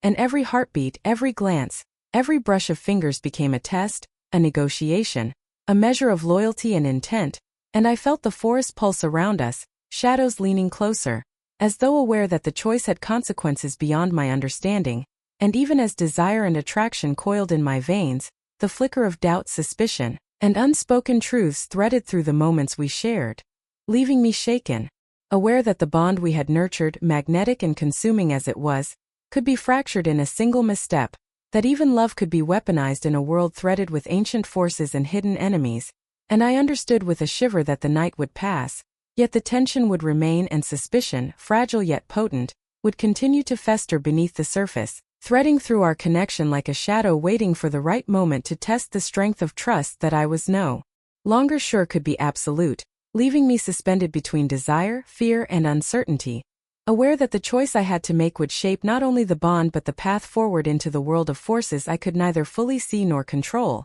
The forest that had once seemed like a sanctuary now pulsed with menace, shadows stretching unnaturally between the trees as though alive, and I could feel the magnetic tension of his presence coiling in the air, taut and alert, while every rustle of leaves, every snap of twigs carried a warning I could not ignore, because the enemies that had lingered like whispers and half-seen figures were now moving openly, bolder, testing the boundaries of his control and probing my own resolve, and it began with small incidents, animals disturbed, faint growls and hisses that were not of his making, then subtle manipulations of the wind that carried unfamiliar scents, sharp and acrid, threading through the underbrush like the scent of danger, and I knew instinctively that these were scouts, probes, and that we were no longer merely being observed, but hunted, studied, and that every step I took could trigger events I could neither foresee nor prevent, and the pull of his amber eyes anchored me even as panic twisted through my chest, because I sensed the weight of his awareness, the coiled strength beneath his calm exterior, yet even he could not see everything at once, and when the first direct warning came, a shadow detaching itself from the trees and lunging at the edge of the clearing, I felt a jolt of terror, muscles tensing, heart hammering, and he moved with impossible speed, intercepting the threat with a force that made the air hum, amber eyes glowing, growl vibrating through the night, yet the encounter left us both shaken, and I realized in that instant that the enemies were calculating, patient, willing to wait for weakness to appear, and they had already found it in my own vulnerability, in my connection to him, in the bond that had drawn me into this dangerous orbit, And the thought made my stomach knot as I pictured what could happen if they struck when I was alone, when he was occupied, or worse, when the bond that linked us was used against us, and the forest seemed to tighten around me, shadows shifting in unnatural patterns, trees bending slightly as though whispering threats, wind carrying faint echoes of voices I could not place, and the tension coiled in my chest like a living thing, urging me to move faster, think sharper, act smarter, while fear and attraction battled within me. Because even in the presence of danger, even with shadows twisting around us and unseen eyes watching, I felt the pull of him, the need to be near, to stand at his side, to share in the risk and the bond that had become both my anchor and my vulnerability. And the enemies escalated with each passing moment, small assaults at first, subtle manipulations of the environment, objects moving in ways I could not explain, animals behaving erratically, the wind carrying scents that made my skin prickle with awareness, until suddenly the threats became more direct. A figure stepping into the clearing with calculated intent, teeth bared, claws glinting, and I froze, every instinct screaming to run yet tethered by the magnetic force that had drawn me toward him since the beginning. And he moved like liquid shadow, intercepting the figure with precision and strength that made my chest ache with awe and fear simultaneously. Yet the encounter left us both exposed, vulnerable to others watching from deeper in the darkness, and I understood with a cold clarity that the enemies had coordinated, were patient, and that our proximity had allowed them to learn, to adapt, to test our reactions, and my stomach twisted as I imagined what could happen if they struck while I faltered, if they exploited my fear, my curiosity, my desire to stay near him, and I realized I could no longer remain passive, could not simply observe and trust that he would protect me unerringly, because the forest was alive with unseen forces and the danger was multiplying, wrapping around us like tendrils, constricting, pressing, calculating, and every instinct screamed that we were being driven into a corner, into a trap from which retreat might be impossible. And the magnetic pull of his presence, amber eyes locking on mine, strength coiled like a spring, became both reassurance and weight, because I knew he would fight. Yet the thought of facing the unknown without preparation made my pulse spike, breath shallow, and I felt the forest itself lean toward us, shadows bending, leaves brushing my arms as though alive, responding to the danger that had entered our space, and I realized with a shiver that every instinct I had honed, every detail I had noticed, every fragment of prophecy, every whisper of my bloodline and its significance, was about to be tested in ways I had never imagined, and the weight of it pressed on me like a tangible force, tightening my chest, igniting fear and adrenaline in equal measure. While my thoughts spun, imagining attacks from multiple directions, traps I could not anticipate, allies or enemies hidden among the trees, and I realized fully that I was no longer a passive participant in this world, that my life, my choices, and my connection to him made me a target as much as they made me vital to the bond we shared.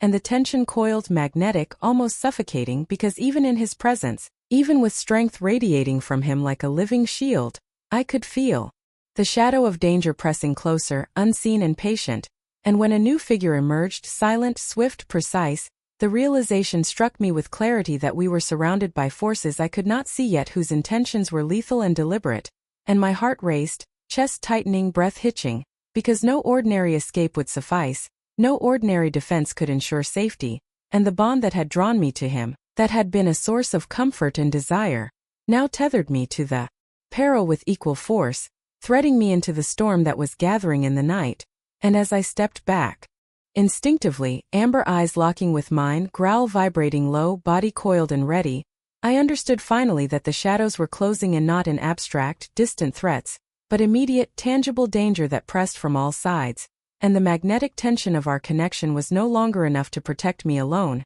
because enemies, patient and calculating, had learned to strike with precision, and I was trapped, standing at the edge of a clearing, trees and darkness hemming me in, every instinct screaming retreat, every nerve alive with fear. Yet the bond that had consumed me, the pull that had driven me across dreams and reality, would not allow me to leave, and I realized with a shiver that the night had closed around us, the threats multiplied, and I was forced into a corner, vulnerable, tethered to danger, and aware that the survival of both my life and the bond one had nurtured now depended on choices I could barely comprehend, leaving me suspended between terror, fascination, and the undeniable magnetic pull of the Lycan king who stood beside me, ready, patient and powerful, while shadows closed in, relentless, calculated and unstoppable. The forest had never felt so alive, every rustle of leaves, every whisper of wind, every faint shimmer of moonlight casting shadows that danced across my skin, and I felt the pull of him stronger than ever, magnetic and unrelenting, drawing me toward him with a force I could no longer resist. And as he emerged from the darkness, amber eyes glowing with intensity, strength coiled in every movement, I felt a shiver race through my body, muscles tightening, heart hammering with a mix of fear, awe, and desire, because the bond between us had deepened beyond words, threading through every nerve, every thought, every heartbeat, and I knew, with a certainty that frightened me, that what I felt for him was no longer simply fascination or curiosity, but a force that consumed and demanded. And yet the danger pressed close, palpable and threatening, a reminder that our connection, though magnetic, was forbidden, fragile, and exposed to the forces that stalked us in the shadows, and I stepped closer, drawn by the intensity of the gaze, feeling the heat of his presence like a living thing brushing against my skin, the magnetic pull coiling tighter, urging me to surrender even as every instinct screamed caution, and when his hand brushed mine, fingers intertwining with a tentative certainty, I felt a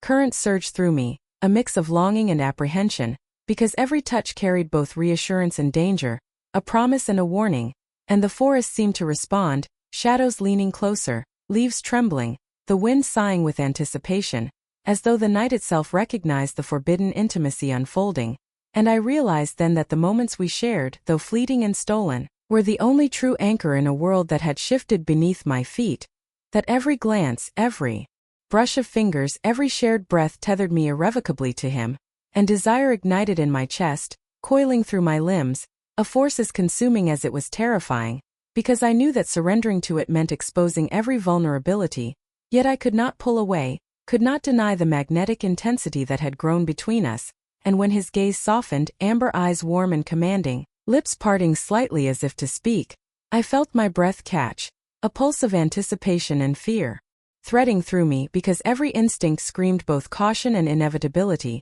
and when he stepped closer, closing the distance between us, the world narrowing to the space where our hands touched, our breaths mingled, the forest hushed as if holding its breath, I understood the full gravity of the attraction, the way it wrapped around us like an invisible tether, and I wanted to surrender completely, to let the pull carry me into his arms, to feel the intensity of the bond in a way that was both terrifying and exquisite, and the night seemed to shimmer with possibility, the silver moonlight painting him in ethereal hues, every movement precise, fluid and irresistibly commanding, and yet, beneath the magnetic force, the shadows of danger lingered, pressing against the edges of our stolen intimacy, reminding me that the world beyond our moment had not disappeared, that enemies were patient, calculating, and poised to strike, and I felt a shiver of awareness threading through the longing, because the forbidden nature of the connection was as real as the heat coiling through my veins, and when he leaned closer,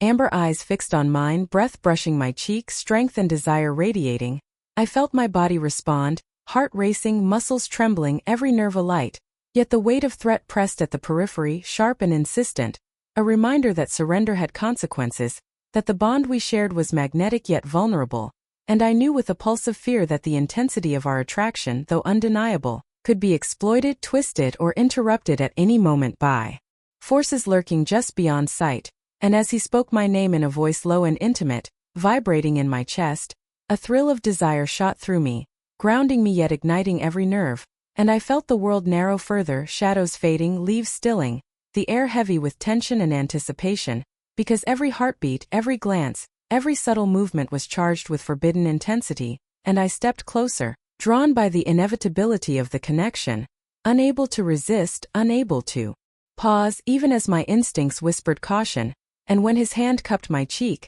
amber eyes searching mine with a magnetic insistence, I felt myself teetering on the edge of surrender, wanting nothing more than to let go, to fall entirely into the bond we had nurtured across nights of whispers, glances and shared secrets, and yet the pull of the surrounding shadows, the distant rustle of leaves, the faint sense of unseen eyes pressing from the darkness, reminded me sharply that danger had not vanished and desire and fear coiled together, inseparable. As I leaned closer, drawn irresistibly into the heat of his presence, the tension and forbidden intimacy wrapping around us like a living thing, and the moment stretched, electric and fragile, every nerve alight, every heartbeat deafening, until the wind shifted suddenly, carrying a scent that made my stomach tighten, a subtle movement at the edge of the clearing that made every instinct scream alert. And before I could pull back or fully surrender, the shadows shifted violently, a figure stepping from the darkness, precise, silent, deliberate, and the magnetic pull between us snapped,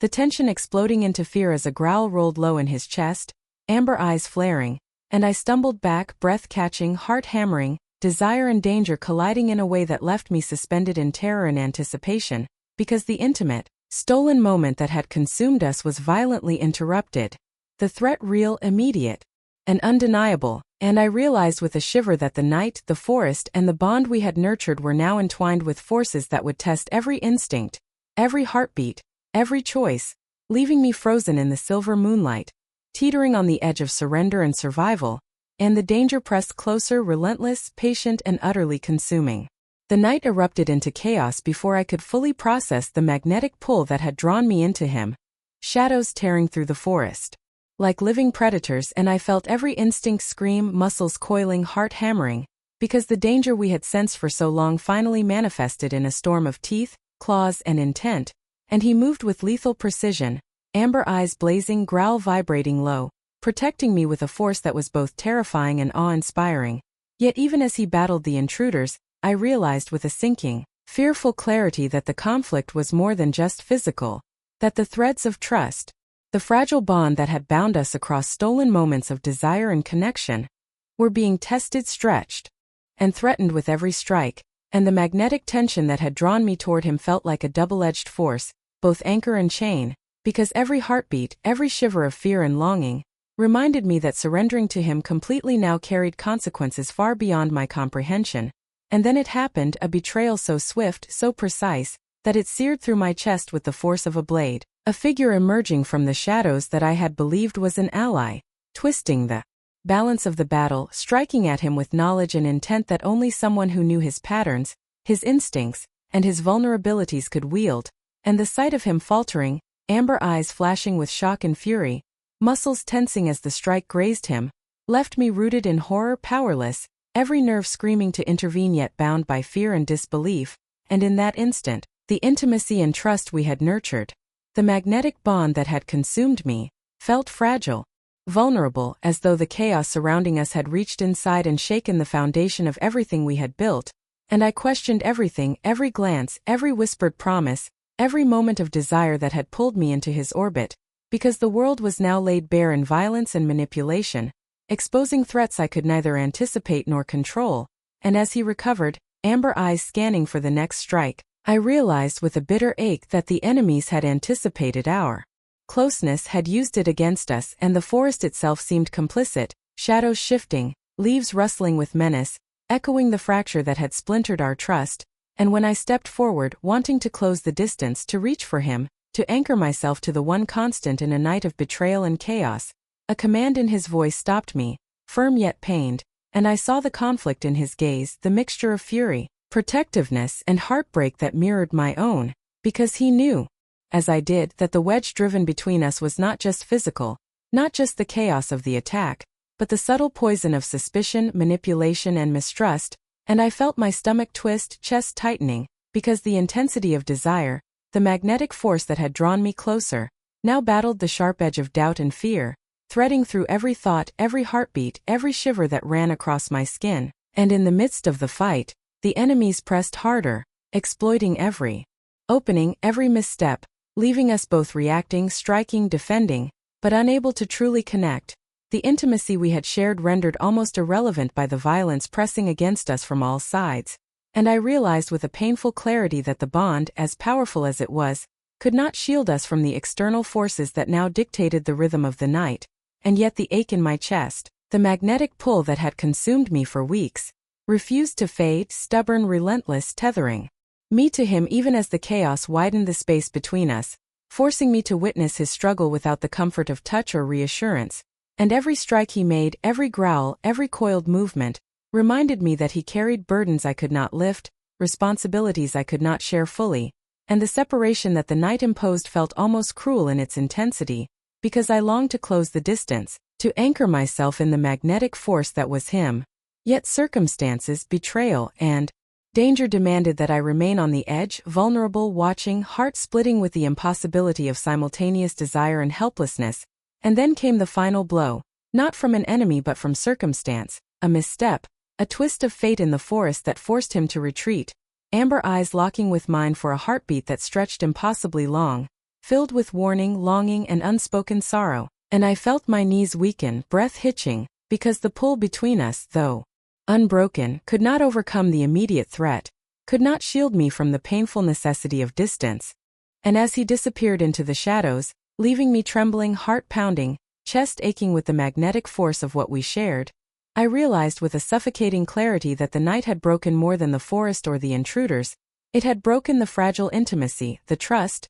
the closeness that had been our anchor, and I was left standing alone, shadows pressing close, wind rustling like whispers of danger and loss, every sense alight with fear, longing, and the unbearable ache of separation. And I questioned everything, every instinct, every choice, because the bond that had drawn me to him with irresistible force now felt like a thread stretched across a chasm of chaos and betrayal. And I understood finally that the night had exacted a cost beyond the immediate danger, that the magnetic attraction, the forbidden desire, the trust we had nurtured, had been tested and fractured, leaving me suspended in fear, longing, and doubt, aware that the path forward would be defined not only by survival but by the painstaking rebuilding of trust and connection. And the forest, alive with shadows and the remnants of chaos, seemed to hold its breath around me, bearing witness to the painful separation that fate and circumstance had imposed, leaving me trembling in the moonlight, heart shattered, chest tight, and eyes scanning the darkness where he had vanished, aware that the bond, though unbroken, was now stretched to the breaking point, fragile, magnetic, and impossible to ignore. The forest had fallen into an oppressive silence after the chaos of the previous night, shadows thickening into shapes that seemed to lean closer, and I stood alone, chest tight, heart hammering, every nerve alight with tension and fear, because the magnetic pull that had bound me to him felt distant now, fractured by separation, yet still pulsing faintly, a reminder of what I had lost and what I had yet to fight for. And as I stumbled through the underbrush, each step a tentative negotiation with unseen dangers, I felt the weight of the world pressing down, branches scraping my arms, the wind whispering with voices I could not identify, faint echoes of threats and warnings threading through the night, and I realized that the calm of the forest was deceptive, that danger lingered just beyond sight, patient, calculating, ready to strike the moment my resolve wavered, and I felt despair pressing at the edges of my consciousness, a heavy, suffocating force that tempted me to collapse, to give in to fear, to allow the magnetic connection, the bond one had nurtured, to become a memory rather than a guide. Yet even in the darkest corners of panic, a spark flickered, a faint pulse of awareness that perhaps surrender was not the only choice, and I forced myself to breathe, muscles coiling, senses sharpening, aware that every step carried weight, that every movement could draw the attention of enemies I could neither see nor anticipate fully. And as the shadows seemed to shift with a life of their own, I felt the brush of claws or teeth that were not quite physical, a supernatural awareness that the predators or hunters surrounding me were testing, probing, teaching, and I realized with a cold clarity that I was no longer a bystander in this world, that my bloodline, my connection to him, and the legacy I had unearthed marked me as a target, a prize, and perhaps a weapon, and the magnetic pull of our bond, though diminished by distance and betrayal, anchored me to a purpose I could not yet articulate fully, and I understood that despair, though suffocating, could not win, that fear, though potent, could not define me, and every nerve screamed for survival, for clarity, for the faint possibility of reuniting with him, and I pressed onward, muscles trembling, mind racing, the forest alive around me with unseen eyes and whispered threats, and suddenly I stumbled upon a clearing where the moonlight fell in fractured shards through the dense canopy, illuminating a small, weathered stone with carvings I did not recognize, symbols that pulsed faintly as if alive. And a sense of recognition surged through me, though I could not place the origin, and I felt my chest tighten with a mixture of fear and hope, because the stone, though silent and immobile, seemed to offer a clue, a message, or perhaps a reminder that I was not entirely without guidance, that the threads of fate, though tangled and dangerous, still wove toward something beyond the immediate terror pressing at me from every shadowed angle. And as I studied the carvings, I felt a faint warmth under my fingers, a pulse almost like a heartbeat, and a whisper of memory teased the edges of my consciousness, a fragment of dreams, a hint from the bloodline that had marked me, telling me that the path, though perilous, was not without direction, and that I might yet find a way to confront the enemies, reclaim the bond, and face the truths that had been hidden in shadow. And I realized that this moment, standing alone in the clearing, surrounded by threat and uncertainty, was a test, a crucible meant to measure my resolve, to see if I would yield to despair or harness the magnetic intensity of the bond, the legacy in my veins, and the spark of intelligence and courage that had always defined me. And even as the wind shifted and shadows stretched unnaturally toward me, whispering warnings of failure and danger, I felt the faint pulse of determination grow, tiny at first, almost imperceptible, yet insistent, threading through the fear and chaos, connecting me to the hope that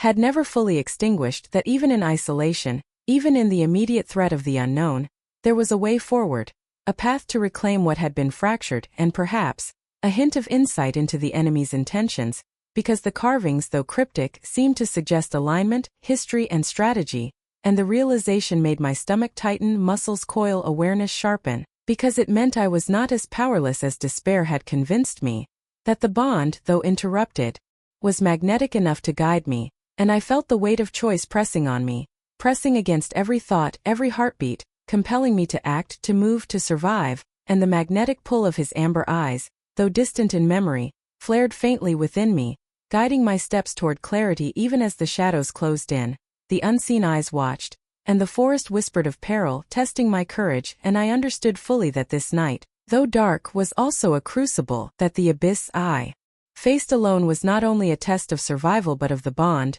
the legacy, and the strength I had yet to realize. And as I lifted my head, tracing the moonlight across the carvings, feeling the pulse beneath my fingertips, I caught the faintest flicker of understanding, a cryptic clue, a spark of hope, a whisper that survival was possible, that the bond we shared could endure, that the enemies, though powerful, had not yet claimed victory, and that though I was alone now, the threads of destiny, desire, and blood were still aligned, tenuous yet undeniable, guiding me forward into the unknown, compelling me to choose courage over fear, action over paralysis, and hope over despair, leaving me trembling yet determined, standing at the edge of the abyss, aware of the shadows pressing closer, yet feeling the faint, insistent pulse of possibility that promised the first step toward reclaiming everything I had been forced to abandon. The night air was thick with tension when I first saw him. Again, amber eyes glowing faintly through the shifting shadows, strength and authority radiating in every movement,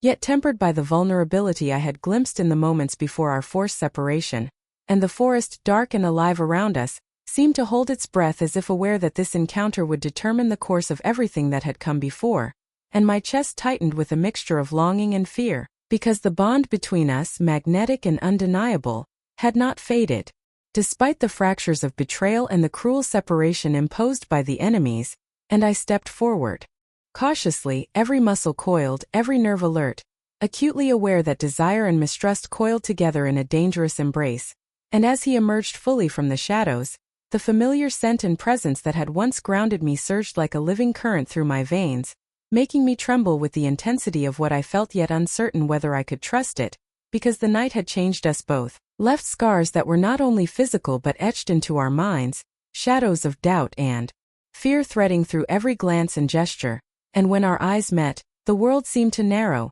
the whispers of the forest fading into the background, leaving only the unspoken tension, the magnetic pull that had always drawn me to him and now returned with the weight of shared loss, pain, and unresolved desire. And I noticed the subtle tension in his stance, the coiled readiness in every movement, amber eyes scanning for threats even as they sought mine. And I understood immediately that the reunion would not be simple, that the bond we had nurtured was tempered now by mistrust and the memory of the breaking point. Yet no matter how much caution I tried to impose on my heart, the force between us pulled relentlessly, undeniable, insistent, and as he stepped closer, the forest seeming to respond, shadows stretching, wind whispering through the leaves, I felt the ache of longing and relief merge, a bittersweet recognition of everything we had endured and everything that had kept us apart, and every word he spoke, low, careful, yet threaded with meaning, stirred something deep inside me, a blend of fear, hope, and the magnetic intensity that had always been impossible to resist, because even in the aftermath of danger, even scarred and cautious, there was no denying the connection, the way our hearts, instincts, and very being seemed attuned to each other in a way that went beyond explanation. And as I watched him study me, amber eyes narrowing slightly, searching for signs of change, weakness, or deception, I felt my own heart tighten with both fear and anticipation, because I knew he would protect, command, and challenge in equal measure, and the pull, though fraught with the memory of betrayal, was stronger than ever, magnetic enough to overcome the hesitation that had gripped me in the intervening nights. And when he finally reached for my hand, fingers brushing mine with a careful deliberation that sent a current through my body, I felt the fragile walls I had built around my heart tremble, the tension of mistrust blending with the undeniable desire to be near, to close the distance that had stretched between us, and the forest seemed to lean closer, shadows bending toward the magnetic energy between us, wind sighing like an echo of our emotions, and I realized in that moment that the reunion was as dangerous as it was inevitable, because the bond we shared could not be ignored, could not be denied, yet the threats that had separated us still lingered in the darkness, patient, waiting, calculating, and our connection, though magnetic and consuming, was now tempered with caution, the memory of what had been lost threading through every breath, glance, and heartbeat, and I stepped fully into his presence, feeling the tension shift, the pull between us becoming almost tangible, magnetic yet fragile, and I understood with a thrill and a pang that we could not undo the past, could not erase the scars of separation, but we could forge something new from the remnants of what we had survived, a bond tempered in the fires of danger, desire, and shared trials, and when his amber eyes softened just slightly, the tension in his jaw easing, voice low and deliberate, I felt the weight of unspoken words, promises, and shared secrets pressing between us, a magnetic force that demanded acknowledgement, surrender, yet careful navigation, and I felt my breath hitch as he spoke my name, a command, a plea, and a question all at once. And I knew that answering would not be simple, that trust had to be rebuilt, but the intensity, the magnetic pull of everything we had endured, made hesitation nearly impossible, and as the wind brushed past us, carrying the scent of the forest, the echoes of past threats, and the pulse of life that threaded through the night, I realized that the moment required a vow, a declaration, a pact that acknowledged the danger, the desire, and the bond that could no longer be denied, and in a voice that trembled with emotion but carried resolve, I whispered my own promise, a secret vow that tethered me to him, to the bond and to the fight we both now knew was far from over, and when his hand closed over mine, strength, warmth, and magnetic intensity flowing through every touch, I felt a surge of hope and determination, fierce and fragile, because though the shadows of the past and the enemies that haunted us were still present, the reunion had rekindled something undeniable, a force that bound us together across scars, distance, and danger. And as the night held its breath around us, the forest alive. With whispering leaves and shifting shadows, we stood side by side, linked by more than desire, bound by the promise of a pact, aware that the road ahead would be perilous, yet fortified by the magnetic intensity of our connection, the strength of our resolve, and the unspoken understanding that whatever trials awaited, we would face them together, and though mistrust lingered at the edges, the vow we shared, silent but potent, tethered us irrevocably, leaving the night charged with anticipation, longing, and the magnetic pull of a bond that could no longer be denied, sealing our reunion in the shadows with promise, secrecy, and the promise of what was yet to come.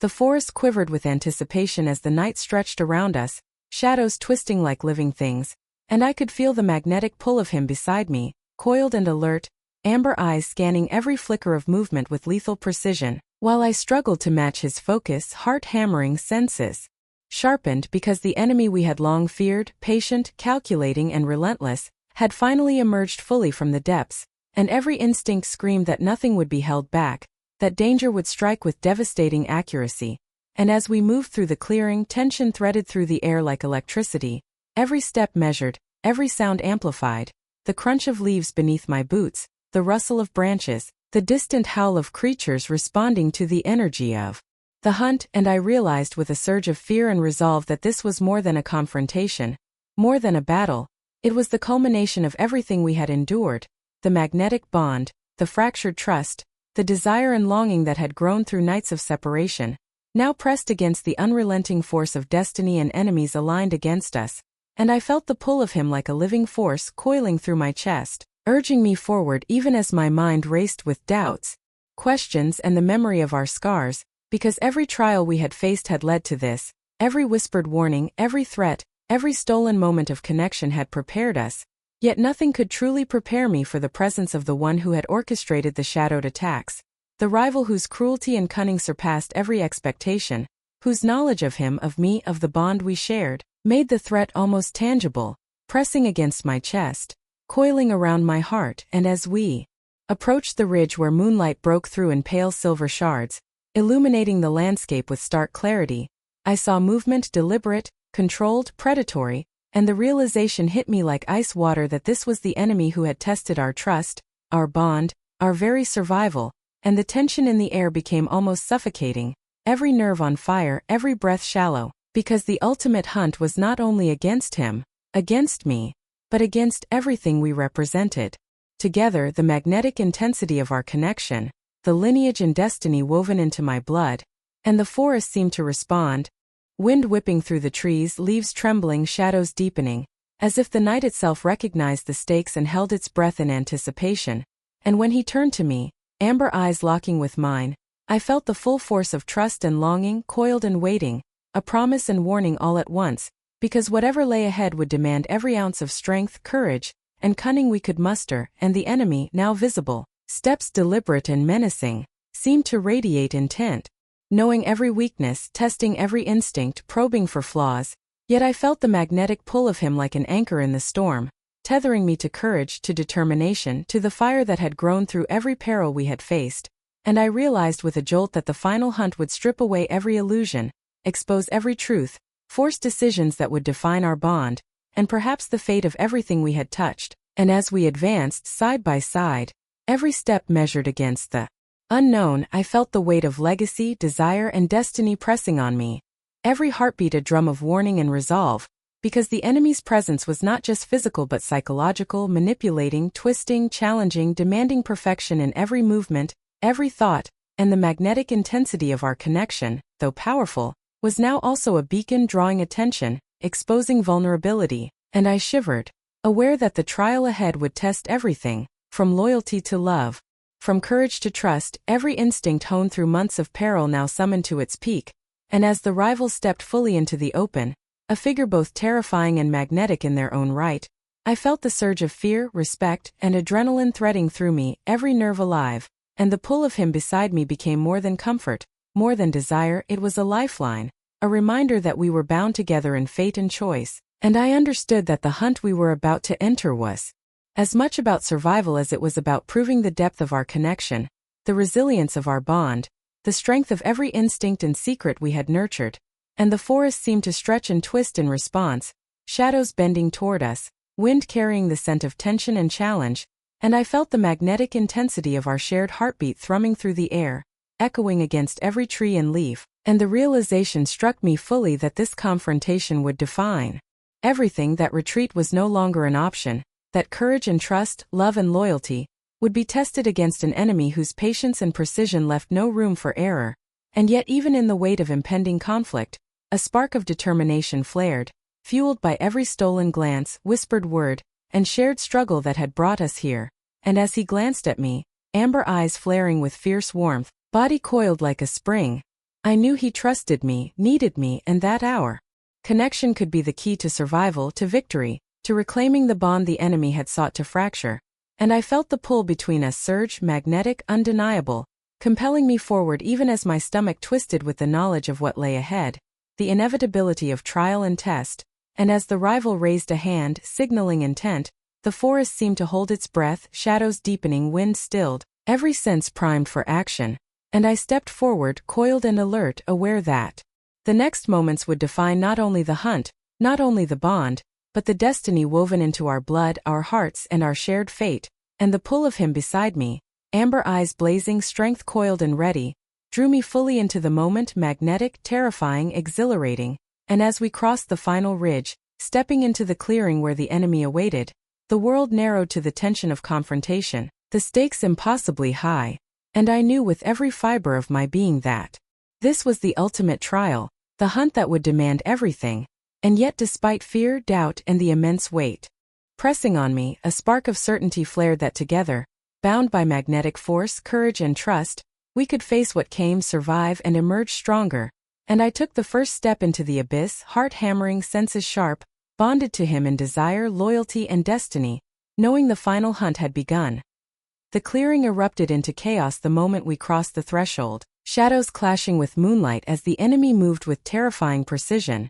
Every strike calculated, every motion deliberate, and I felt my heart hammering against my chest, adrenaline coiling through my veins like wildfire, while the magnetic pull of him beside me grounded me, guided me, and demanded both courage and surrender, because every instinct screamed danger, yet every fiber of my being burned with the unrelenting force of the bond we had nurtured. And as he lunged into the fray, amber eyes blazing, muscles coiled like a predator, I realized that the fight was not only for survival, not only for love, but for the destiny that had been woven into my bloodline, the legacy that had been whispered through dreams, prophecies, and shadowed warnings, and the enemy struck with a speed and cunning that tested every reflex, every decision, and I found myself moving, ducking, striking, coiling, every action instinctive yet desperate, because the stakes were impossibly high, and the magnetic force that bound us seemed to thrum through the very air, guiding my movements even as fear pressed at my chest. And then came a moment that froze time,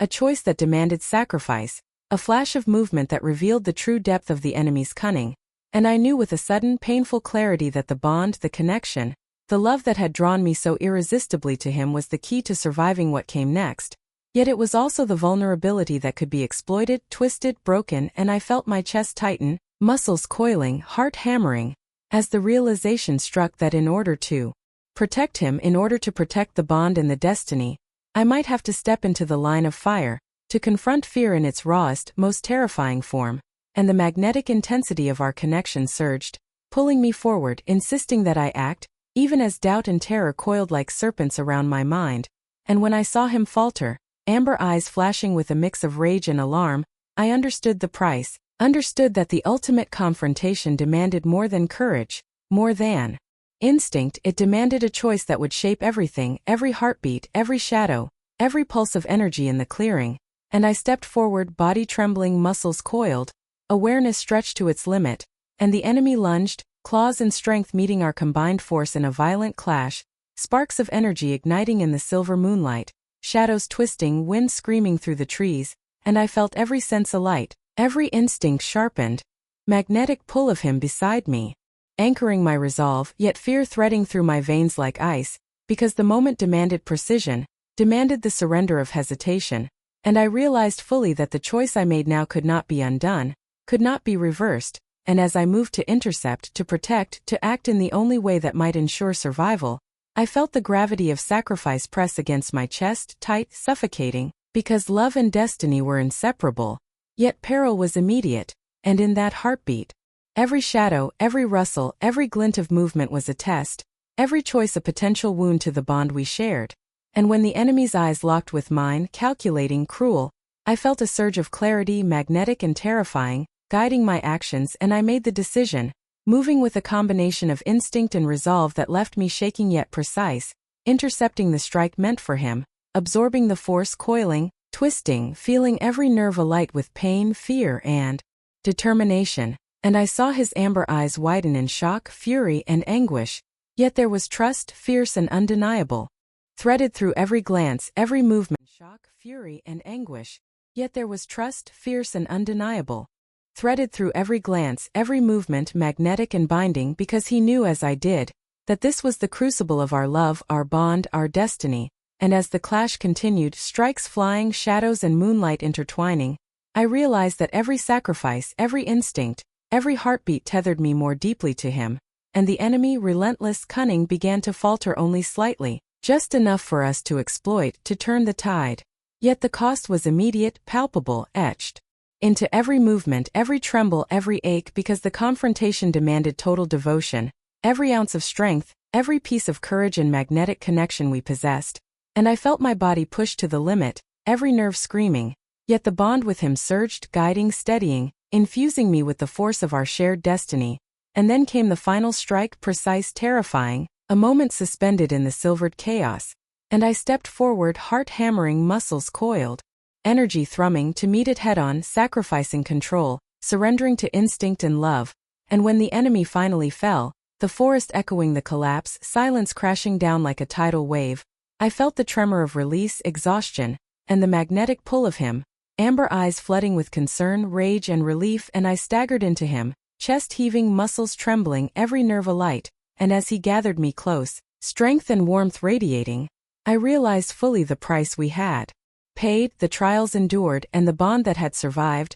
scarred but unbroken, because destiny had demanded courage, sacrifice, and the surrender of fear, and the aftermath pressed around us like the hush after a storm, shadows still twitching, the wind sighing through trees, the moon casting silver light across bruised but surviving forms, and I understood that love had endured, that loyalty had been tested and proven, that the bond, magnetic and indomitable, had survived the edge of destiny. Yet the echoes of sacrifice and fear lingered, weaving through every heartbeat, every shiver, every glance, and as I looked into his amber eyes, the weight of what we had endured and the price of survival threading through every glance, I knew the night had changed us, transformed us, and that the magnetic pull, though intense and consuming, had been tempered in fire, tested on destiny's edge, and though fatigue, pain, and relief intertwined, a new clarity emerged that whatever came next, we had faced our ultimate trial, survived, and the bond between us, forged in chaos, danger, and sacrifice, had been strengthened, indelible, and undeniable,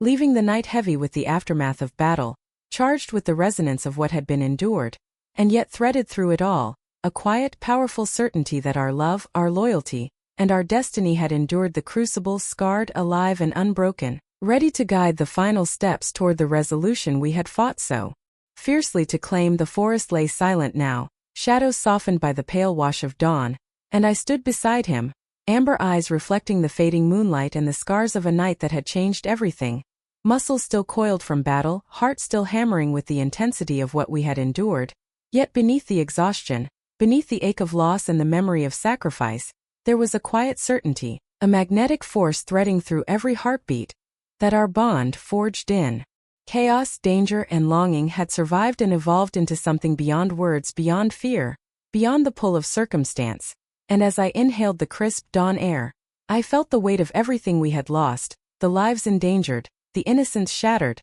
the moments stolen by enemies and shadows, yet I also felt the power of what we had gained, the clarity of love proven in fire, trust reclaimed through trials, and a connection tempered into unbreakable form, a magnetic force that tethered us not only to each other but to the destiny we had fought to claim. And he reached for my hand, fingers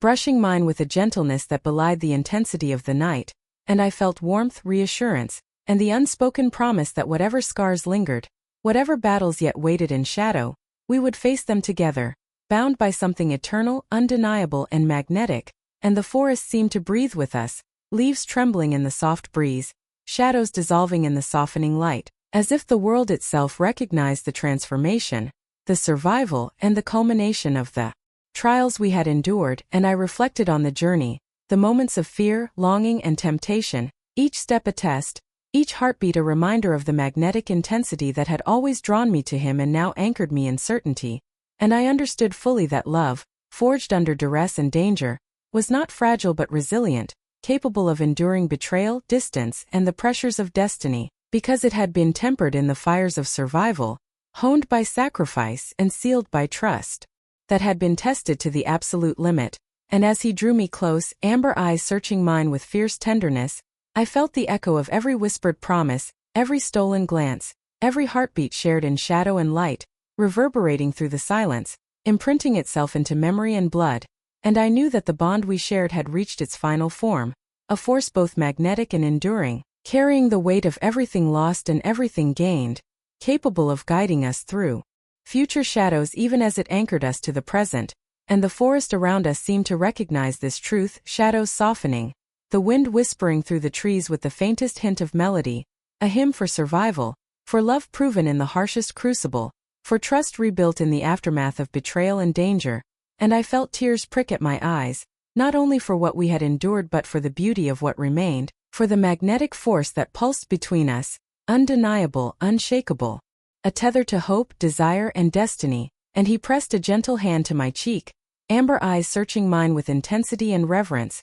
and I realized that the pain, the loss, the fear, had not diminished the bond but amplified it, shaping it into something eternal, a magnetic connection that would linger even in the quiet moments, in the memories of shadowed nights and moonlit battles, a force that defined us, bound us, and reminded us of the resilience of love proven in the crucible of danger. And as we walked slowly through the clearing side by side, muscles still tense but hearts aligned, I felt the pulse of life around us, the forest alive with the echoes of what had been lost, the footprints of enemies and allies alike, the magnetic trace of moments that had defined our journey, and I understood that the path ahead would not be without shadows, that danger, challenge and temptation would continue to test us. Yet the bond we had forged was indomitable, magnetic, and eternal, capable of weathering storms yet to come. And as the first rays of sunlight broke through the canopy, illuminating the forest floor with gold and silver, I felt a sense of peace tempered with awareness,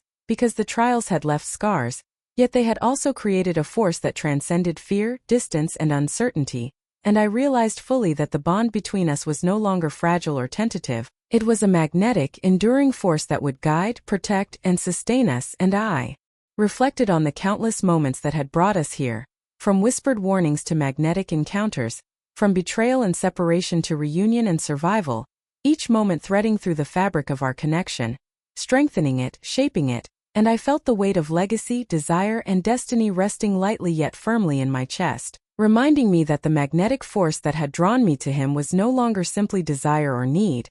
It was purpose, it was survival, it was love proven in fire. And he spoke my name softly, a whisper that carried every ounce of the trials endured, the fears faced, the bonds tested and reclaimed, and I answered with a glance that held trust, longing, and recognition of everything we had survived together. And as we moved through the forest, hand in hand, hearts aligned, I understood that the night had left its mark, that shadows and danger had sculpted us, that magnetic intensity and desire had been tempered into a bond capable of enduring, and I felt the weight of the journey settle around me, a mantle of memory, love, and resilience, and the forest seemed to echo our heartbeat, wind sighing softly through the leaves, shadows dissolving into the gentle light of dawn, and I knew that though what we had endured would never fully fade, though scars and memories would linger like haunting echoes, the bond between us had reached its ultimate form, magnetic, enduring, eternal, a force that would define us, guide us, and carry us forward into whatever shadows, dangers, or destinies awaited.